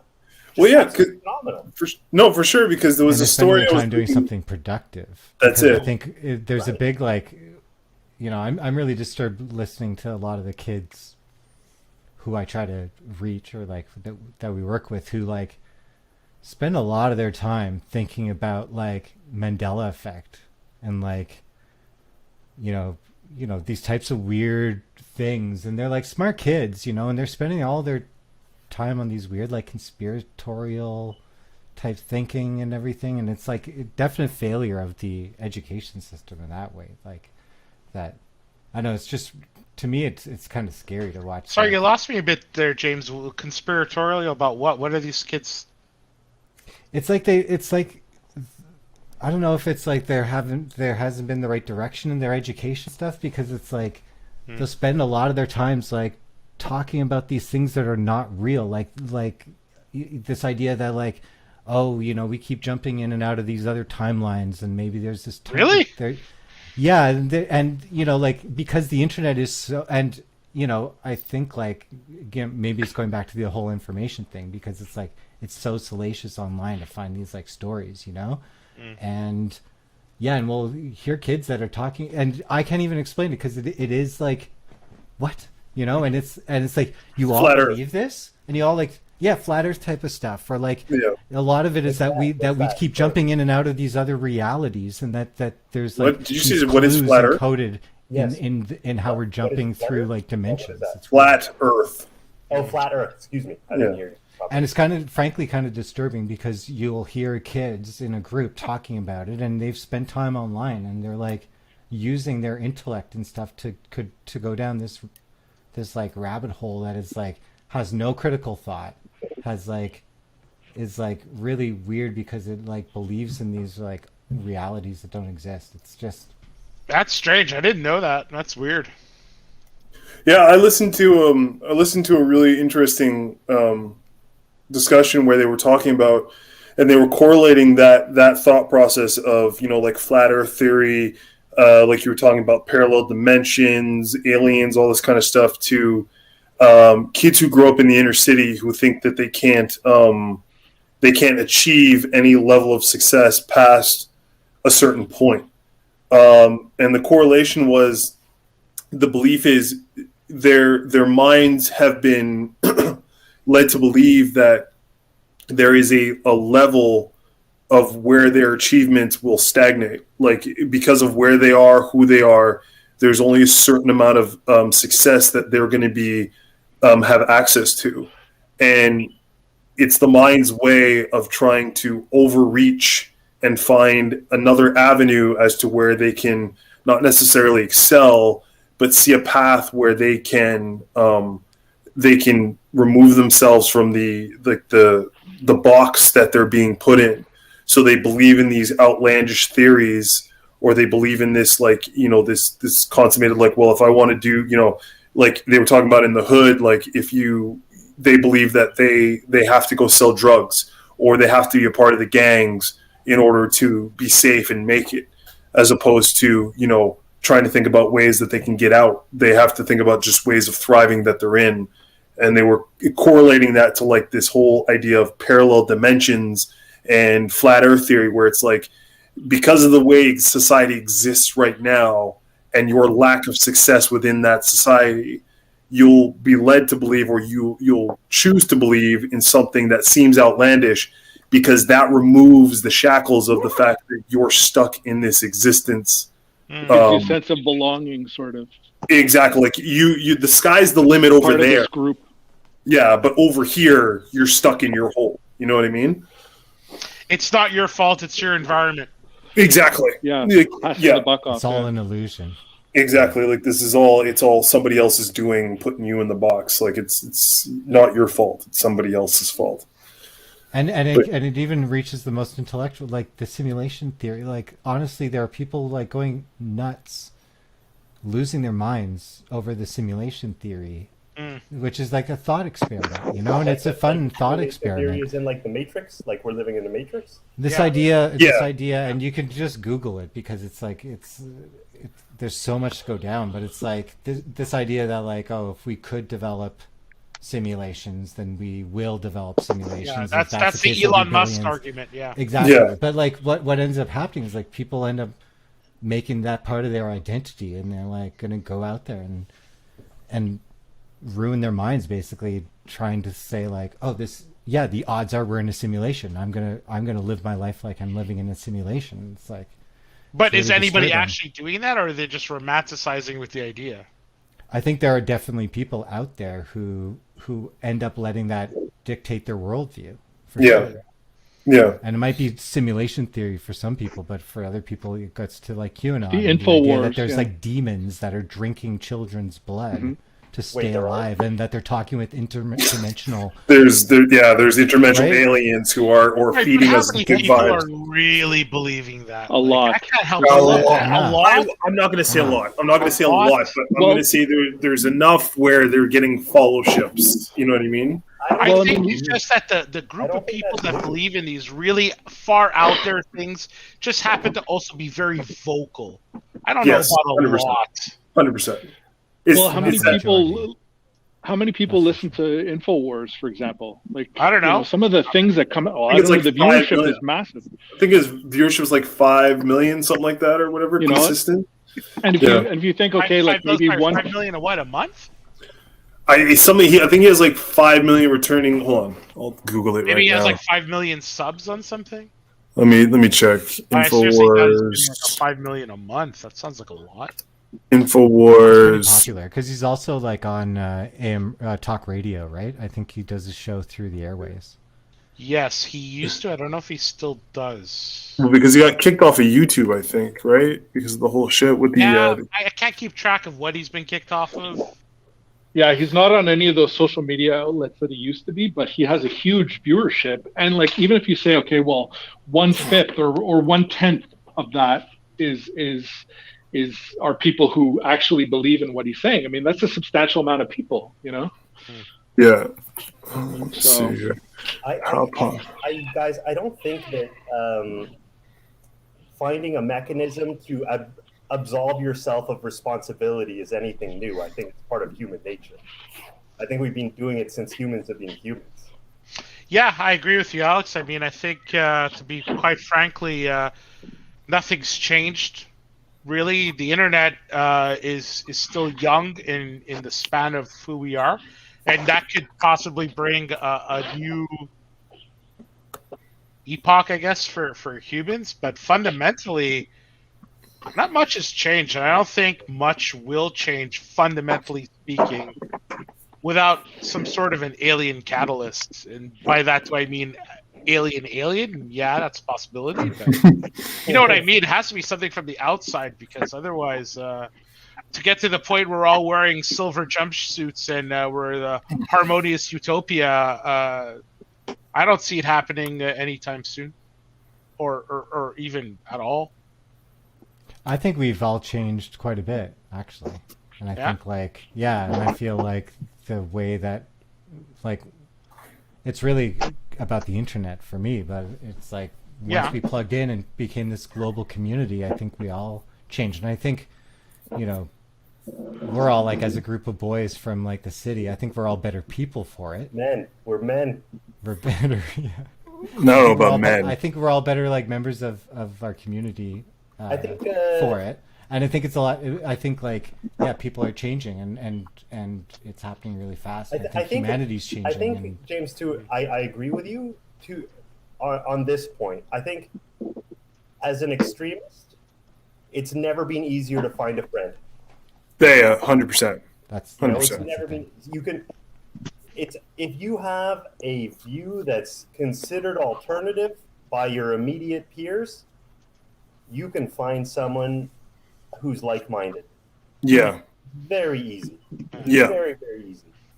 So, I mean, absolutely. I think it's never been easier to become empowered with a viewpoint that is not necessarily the norm, you know, and potentially it could be dangerous if you're not, you know, raised with the ability to think critically. Yeah, I think the internet and things like that could mutate how we act in situations, but I don't think it could change the rules of the game of humanity. I think that the basic instincts of survival and how that manifests in all facets of life of you know, domination and war and economically and whatever, and I don't think that's going to change without something major. So just to the point where it's all free love and utopia. It's never going to happen. We're really far from really that. Funny about. So just real quick. So Infowars at its peak had 10 million viewers a month. That's a lot. That's crazy. That's a lot. And has only seen, since Alex Jones was ejected from YouTube, has only had a decline of 2.4 million viewers. So he's still he's lost 2.4 million viewers since his exodus off of YouTube. His app has still been producing a shitload of viewers. Can you imagine how much money he must be making off of that now that he has his own platform? He's through the nose, though, for things like posting, I'm sure. Yeah, and, because he's putting a lot of the bill now. Yeah, like, they couldn't have done to him what they did to Parler, is what I'm understanding, because he kind of unplugged a while ago, and so he's probably paying a premium for that. Yeah. 100% yes. But yeah. So interesting. With COVID now, I think even though our access to information is unparalleled, and our ability to find like-minded people is unparalleled, I think when this is over, when people are able to intermingle again, you're gonna find a lot of people more radicalized, because right now your access to media as a person has not necessarily grown. You know what I mean? Mm-hmm. Like because you're not forced, you don't have forced exposure anymore. It's up to you to choose. But generally, and I mean, I'll give a good example. Like for me, recipes, I always make the same recipes because it's what I'm used to. I don't often go out and I don't find new recipes, right? And it's just it's the same way with your worldview. If you're not being exposed to different worldviews on a very regular basis, you become much more focused. You get your blinders put on, right? You live in that echo chamber, yeah. And I mean, it's happening to all of us, right? Like, well, when was the last time on CNN or MSNBC or Fox that you've seen anything reported other than something that directly affects the American culture in some way? Yeah. World news, you got to tune in midnight on those networks to see anything related to Europe or Canada or anything else. So that's true. So and then to speak on that last thing there. Yeah, what were you saying? Go ahead, Alex. No, I think we're lying to ourselves when we think that we're informed. You know, I'm not pointing the finger at other people. I'm pointing the finger at myself. I'm pointing the finger at you guys, and I'm pointing the finger at the general population. We don't have. We're lacking a lot of exposure. You know what I mean? I don't even know if it's lacking exposure, but I think we have to start to raise, like, now that we've, I think the last 15 years, it's been more about quantity more than quality. Whereas before that, I think it was about the quality of the information we were getting, and that was what was important. And I think we have to start to rear back that quantity and start realizing that if we really want to start accessing proper information, and we really want to start like being like you said, well informed, like properly informed, that we have to stop looking to the Twitters and the Facebooks and stuff, and we have to start supporting platforms that are about access to fact and true and, like, you know, vetted information, that will not post something, you know, 2 hours after it happens, but we'll sit back and try to get try to get as much facts and process as much information as possible before they release a statement to the public. Yeah, it's like we sort of have to. Unfortunately, it has to be entertaining. It'll have to be entertaining. Somebody's going to have to make a model that works, and it's like we have to sort of like tune our antenna to consume the right kind of news, you know. Just like for music nowadays, there's so much of it out there. Anyone who says there's no more good music is just I feel like they're just not tuning their I think it's just harder to hear, you know what I mean? Because I think it's like before there was only a certain amount of people who were actually able to create music, but now a large number of people can create some semblance of you know, listenable music, but it's harder to get to that quality now because there's just so much. Yeah, and you have to decide how you're gonna consume it, you know. Yeah. As a last little subject here, because we've been going on for an hour and a half, and I'm sure people are tired of hearing us talk. Let's talk about just how we feel like. Well, I know Eric's in New Zealand, but how Canada's dealt with COVID. Like, what's our opinion on how how the government's handled it? How we feel like, you know, shutdowns and the openings and all that kind of bullshit or whatever. But how do we feel that you know, Canada's done so far? Well, even Quebec as well, because we've been red since the jump, pretty much. But how do we feel about how it's going? I mean, you got to do what you got to do, right? Like, we don't want to get other people sick. I don't necessarily think that locking people in their homes is the. I think the government made the least bad choices that they could. I don't think we want anyone dying. I think it's just something that we have to live with. I think. Speak for yourself. I hate her. No. We all do. But I think it's just the least bad option. Being locked in your house all the time. Like, yeah, I think I'm amazed that it hasn't just worked like a charm. Like the idea of shutting down society to stop a virus that is like not Ebola, frankly. Like, not to downplay like people that are dying from this disease, but I would have thought, shutting down the world for a year could have stopped the spread of Ebola. But can you imagine if Ebola was, like as transmissible? We're doomed, right? Like that's and it isn't because of our leadership or anything necessarily. I'm amazed at how this virus has found its way everywhere, like glitter. It's because it's so insidious in the fact that nobody's quite sure if they have it or not. With an Ebola, you have it. Nobody Part knows. of it too, so, though, like, there's skepticism, and there's like, well, I went out and it was fine. I'll go out again and I'll be fine.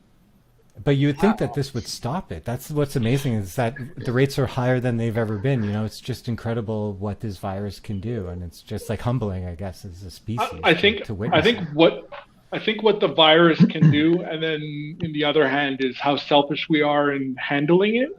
And saying, okay, well, we don't need to necessarily. We have people who refuse to wear masks. We have people who refuse to adhere to the guidelines. So no matter how deadly or not any given virus is, we have such a selfish population who refuses to adhere to any sort of norm that would help the other people. To cut down on the spread of a virus. You may be asymptomatic, but you refuse to do anything to try and help the other person. So here's the thing, Tim. I agree and disagree. I think, do you know the tragedy of the commons? Do you know what I'm talking about if I say the tragedy of your commons? Basically, it's so imagine, six families. They're all farmers, and they have one plot of land to share, and you can only farm, let's say, 60% of the land in any given year. So each family is given 10% of said land, leaving 40% unused so that it can be used in future years. It's studies over and over. I can't quote any, but studies over and over show that each family will take 12%, 15%. Right? And what that does, instead of that 60% of land being used, where that'll allow the unused land to regenerate year over year, it eventually just kills off all of the land, leaving all six families screwed. It's very much the same thing with COVID. Like, it's not that people don't give a fuck, man. It's that everyone is a little bit of a snowflake, right? Like, I think that's it, Alex, and I agree with you to a point, though. I think a major contributing factor to this being an issue, and it just can't seem to go away, is because we are just such a selfish culture. Yeah. Sorry, the whole mask thing is a complete indicator where, and it's known that if you wear a mask, you're benefiting the other person more than you're benefiting yourself. Yeah, this goes back to my point that humans are set in our ways and survival of the fittest. Listen, we can't even deal with COVID. How are we going to unite and become Star Trek? I mean, for me, it's always been the psychological part that I always worry about. Like, I think, when enough people get sick and enough people start dying, people start to adjust. But to ask people to be in quarantine for this long, like when they told us, well, we're going to shut down for 2 weeks, we'll see how it goes. And then 2 weeks turned into a month, and month turned into 3 months. And then for a little while in the summer, we kind of got it under control, where, you know, the numbers started going down and we felt like we could go, you know, outside. And they said, okay, well, maybe we could get a little bit more lenient on certain things. We could have bigger gatherings. And then at one point in the summer, Quebec said, well, we're playing with the idea of having gatherings up to 250 people, you know, and it's like, well, listen, we just last week we had like 1,500, close to 2,000 cases. Like, maybe we're not jumping, but, you know, it's like as soon as things start to even look on the horizon like they're going to get better, we're right away going to be like, yeah, okay, cool, let's we're going back to normal, you know, as opposed to kind of just sticking it out and being like, I think we need to hold on for this until we really get this thing down. Because, I mean, even now with the numbers going down and us all being in quarantine, but also, you know, with the curfew, they're talking about how they're going to announce possible leniencies to what's going on. It's like, dude, just fucking keep it the way it is right now. Nobody's doing shit for the winter. Like, wait until, you know, April or March or whatever, and let's just, you know, kick it in the ass so that we don't have to be in quarantine in the summer again. I mean, yeah, let's just get through it, you know? Yeah, there's that thing that people say, like, we never have, like, you don't have enough money to do it properly once, but you always have enough time to do it shitty, like, 3 or 4 times. Yeah. You know what I mean? So, yeah, like, I mean, exactly. As different as the New Zealand, like, context is from, like, North America or whatever, we did just go, like, shut down 6 weeks, no gatherings, everybody stay home till we have 0 cases. Yeah. And like, we've fucked up since then. And obviously we have like a bunch of very important factors going for us here, like rural populations and islands and all that stuff. But with the initial outbreak, we just shut it down. Yeah. Like, it shut down. Like, and I mean, we only have one big city, which obviously super helps. But like, Auckland shut down twice. And twice, like, it just wasn't allowed to get started. And like, it's too late now, man. Like, you're fucked.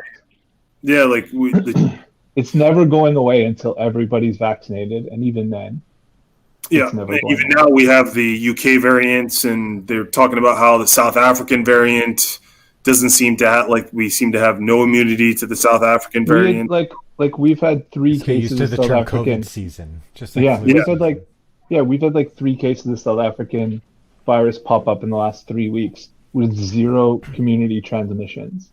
So basically 3 people with the South African strain went out into public or have been out in public. And so far they haven't found anybody else who caught it because the person wore masks. They tagged into everywhere that they went. Right. They disinfected before they went in. As soon as they start feeling sick, they self-isolated and went and got tested. Like, that's the kind of stuff that it takes. And I mean, it could very easily blow up in our faces tomorrow and make me look like an idiot. But at least for this long, it worked. But you're better than 90% of the world right now dealing with the same situation. You know what I mean? Like, I mean, George put me onto that Instagram account where they were showing all the Quebec socialites who were like not giving a shit about you know, the quarantine, and they were licking each other's faces and they were doing all this kind of shit or whatever. And it's like, but this is the problem we're dealing with. It's like, it's not us. It's not the 30 pluses who are the issue. It's the 17. It's the, you know, the 15 to 25 ratio who think they're invulnerable and don't really understand the ramifications of what they're doing because it doesn't affect everybody the same. Like, I remember when I had H1N1, I thought I was going to die. Like, I literally thought that was it for me. I thought, like, I'm going to die shitting on a toilet in my girlfriend's fucking apartment because she went to Toronto and there was a guy from England on the flight who was deathly ill, and now I've got it and I can't see my parents, I can't see anybody, and I'm going to shit myself to death, and that's just what's going to happen.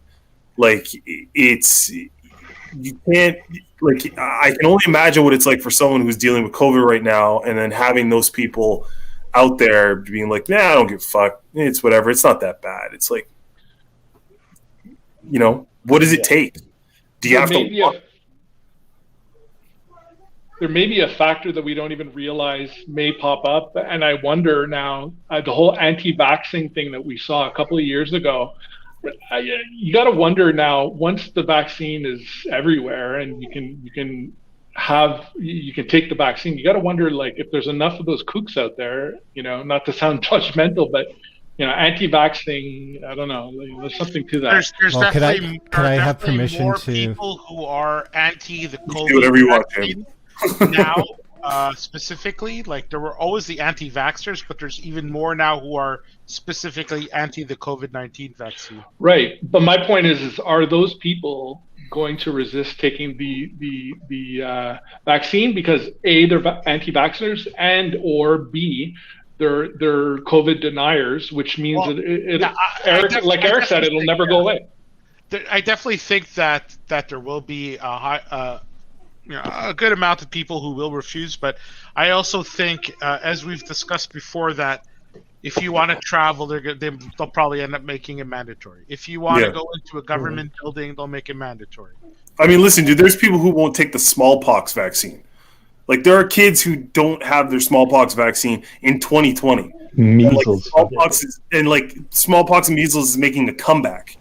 Like, it's you have a solution to a problem that was like given to you like 25 years ago, and it just goes to show like your level of privilege that, like, there were people who were dying in the streets for this position that you're in, but you've just decided that, I'm not doing it.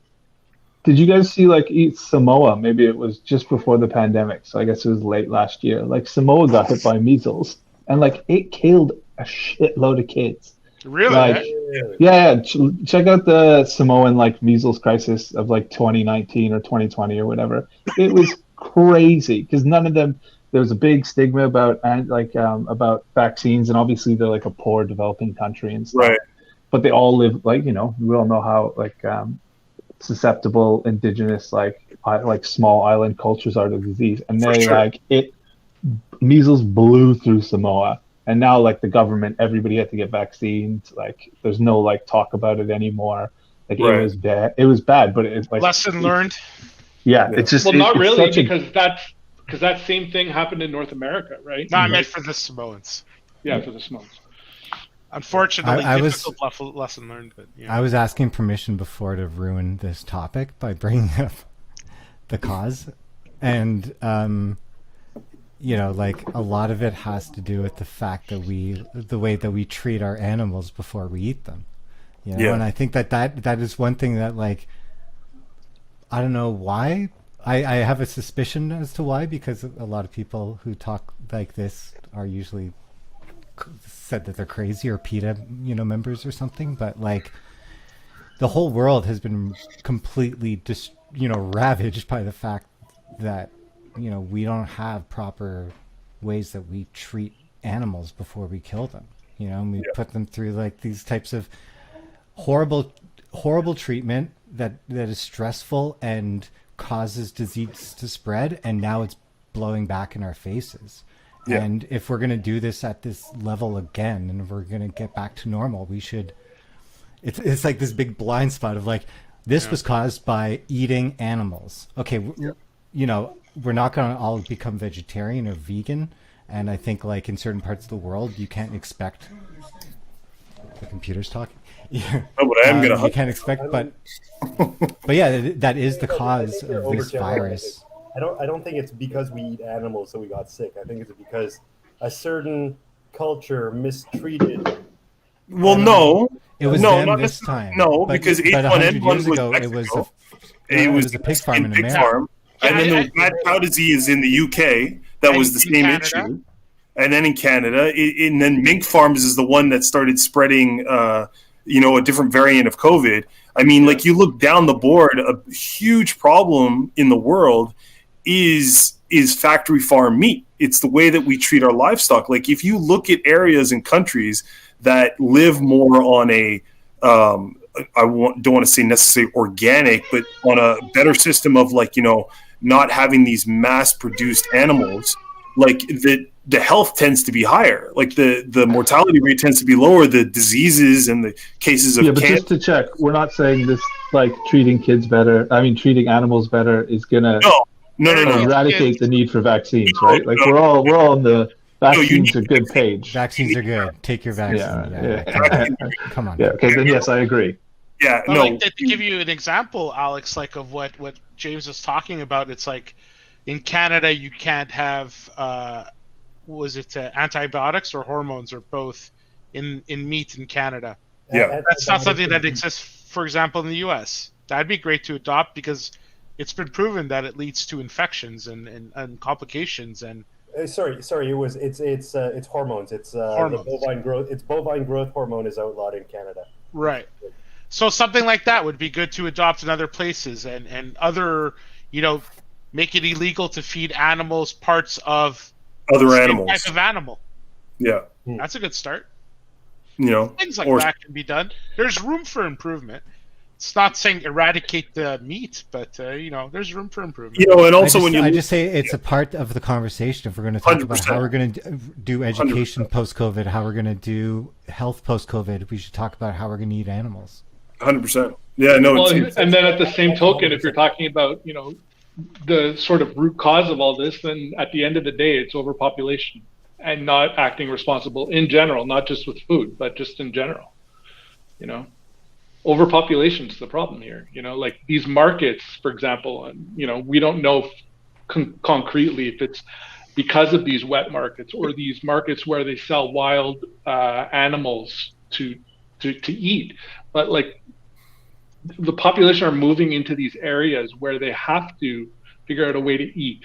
People have to figure out a way to eat. They have to figure out a trade. Like the overpopulation, the stress on the economy, all of that is just contributing to exactly what we're seeing before us, which is like a collapse of everything, social, everything, culture, economics. It's like this windstorm where everything is just converging at the exact moment, which is right now. Like we're living through, like James said at the beginning, like a historical time. It's historic what's going on. Like everything, it's the perfect storm. Everything that can go wrong is going wrong, unfortunately. Yeah. The shit's all hitting. And then you have guys like Putin, and you have guys like formerly Trump, and you have these horrible leaders who abuse their people on in some way or another, and people aren't going to take it. I mean, okay, so you're saying that, but at the same time, there hasn't been a major war in a large number of years. Not a conventional war. Not a conventional war, but wars. The idea of war has changed, though. I'm saying anything that can go wrong will or has gone wrong. Mm-hmm. I think humanity as a species, we're the best off we've ever been. Yeah. Maybe. Yeah, I agree with that. Our parents had better. I don't agree standard with that. of living, but like literacy is at an all-time high. Access to electricity is an all-time high. What's it called? Gender equality is it's not where it should be in the world, but it's getting a lot better. It's gotten a lot better in the last 20 years. Mm-hmm. Even though certain reactions to oppression have been, I don't want to say overblown, but sensationalized. I think people who have been oppressed have a voice more now than they have ever.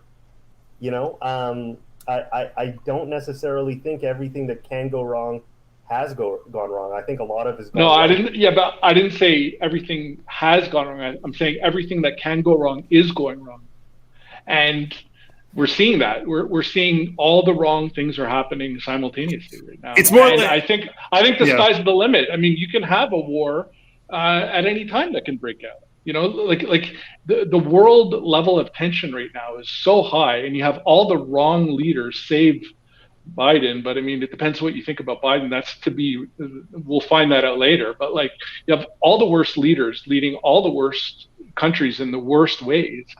Yeah, okay. Like there's been progressive movement socially in North America to a degree, but is it really? I mean, gay marriage isn't the law of the land in the U.S. I mean, you look at how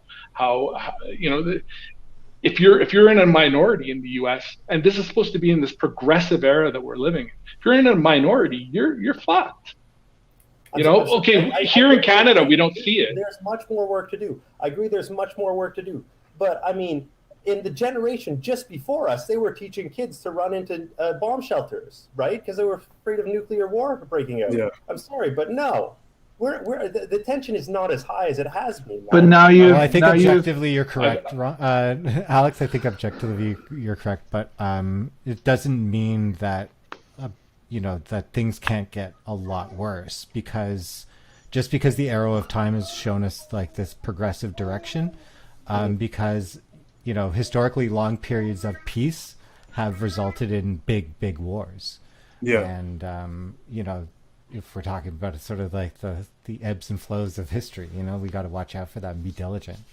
But I think we're living in a great time where we're simultaneously destroying the environment, but also sending up probes to like make sure that we don't destroy the environment. There's this interesting play going on right now where like bad and good is happening at the same time, and like we've only been conscious of our role with the environment for since what, the 60s, 50s, whatever. Mm-hmm. So we're learning. Like at the end of the day, I mean, I have this blind faith in humanity. We're the ultimate survivors, right? We can survive. We have survived everything so far, and we can thrive clearly in many different environments. And I mean, Jesus Christ, we've been to the moon. Like, it's pretty impressive. If you believe that. If I believe that. The good people outnumber the bad people. Yeah. I mean, we split atoms. Like we're really resourceful, and like, for example, with the environment, yes, we're doing really bad damage, but we're also working on a lot of solutions, and we'll eventually hit something. I have the faith in that. I think we'll hit something. I think it's yeah. Go ahead, Tim. No, I agree with what James said. Yeah, the good people do outweigh the bad people, but the other side of that coin is you don't need the majority of people to disrupt and to cause havoc and to cause mayhem. You need a small group of people who the majority is afraid of suddenly. Yeah. And then all of a sudden the fear becomes a tool for the minority to sway. Yeah. Yeah. But it's there's a saying like, those who don't do talk about what they are doing, but those who are doing don't have time to talk about it. So it's like, I think it's more we're in a situation where a lot of the people who are actually trying to incite real change are actually partaking in it and don't have time to sit there and convince us that, change is coming. Let me be a bit arrogant in saying this, I guess, or presumptuous, but I don't think anybody sitting in this podcast right now is fighting for any important change or social change on a daily, weekly, monthly basis. I fight for you, George, every day. How dare you? But you know what I mean? Like, let's face it, at the end of the day, we're all focusing more on ourselves, right? We need more George. We need more George. That's not a bad thing. It's like, make yourself the best version of yourself. But how do you judge people in that way? I think that's like a weird. Like, well, that's it. It's like you never know a great mind. How does somebody who is just like a good worker be, and tries to raise their kids to be better? Or how are they not? No, 100%. Like, and that's the thing. Yeah. Like, it's hindsight, right? Like, we never really, while we're going through it, we never really see, the full picture. But once it's over and we get to look back at it, that's when we get to kind of oversee everything that has transpired, and then we get to make some kind of judgment towards it. But yeah, it's just, you want to hope that people don't get so caught up in like you say, in the naysayers and everything, because it's something like, what is it, like 30% of the world is on Twitter. But of that 30%, it's like the people who post the most is like 3% who post the most. So you're really like, the opinion of social media is really based on 3% of people who do nothing but post on social media. So it's like, even what you're hearing, you have to take it with a grain of salt, because it's not necessarily true. And it doesn't take much to be a person who is active every single day and has a day job and like focuses mostly on things that they like to do and their hobbies and everything. I think like you could change the world for an entire bloodline if you don't abuse your wife and you don't carry your violence onto the next generation. Yeah. You know, like everything you do, you can ask yourself, is this right? Am I proud of this, what I'm doing? And is this who I was raised to become? Yeah. And that's all, like, sometimes that's all you need to do good every single day and be an activist and be somebody who can be proud of saying, like, I can complain about this world from a position of, like, somebody who cares, and I could, like, you know, I could be aware of my blind spots as a person, but I can't sort of dismiss myself and say, like, I'm not an activist or, like, I'm not. You know what, James? I was going to watch porn after this, and you fucking ruined it. You fucking ruined it. Oh, what kind of person am I? Oh, now, shame. Shame. Did Blake leave? I'm not sure. I have to go anyway, guys. I got to go cook dinner. No, he's coming back. Blake, you left. So the next topic of conversation is what? Porn out? This podcast is over. And I'm out. Eric has to go cook dinner. It's who knows what. Guys, listen, I appreciate all you guys, taking time out, talking. We'll do this every once in a while. Appreciate it. That's good. Yeah, is somebody gonna re-listen to this to make sure we haven't offended some major majority, some major population we center? Offended everybody. So okay, good. No, awesome. but down to cancel. I don't post it like we go through like I have to filter it and stuff everything first, and then usually like I send it out so people so anybody who participates can listen to it first, and then then I post it like officially. Oh, so it's not actually on YouTube right now. Well, it's on YouTube, but like it's closed, so you can't see it. You know what I mean? And then after I release it, so you can actually see it afterwards. You make me sounds good. That's courteous. Yeah. Okay. I'm gonna make it sound like Stalin. Can you change it so that every time Alex says something, it's just like the horn from Peanuts when it's I think we should also deep fake like fart sounds. Like if someone says something really serious and he doesn't get a response, just throw in a fart. I think you should give me the clip, Blake, so I could deep fake Steven saying some really awful and hateful things. Who invited this guy to the podcast? White power. Draw a little Hitler mustache on it. White power, Steve. Every so often, throw up an arm. All right, guys, it was fun. Do it again. All right, guys. Later. All right, good night. All right. Take it easy, boys. Peace.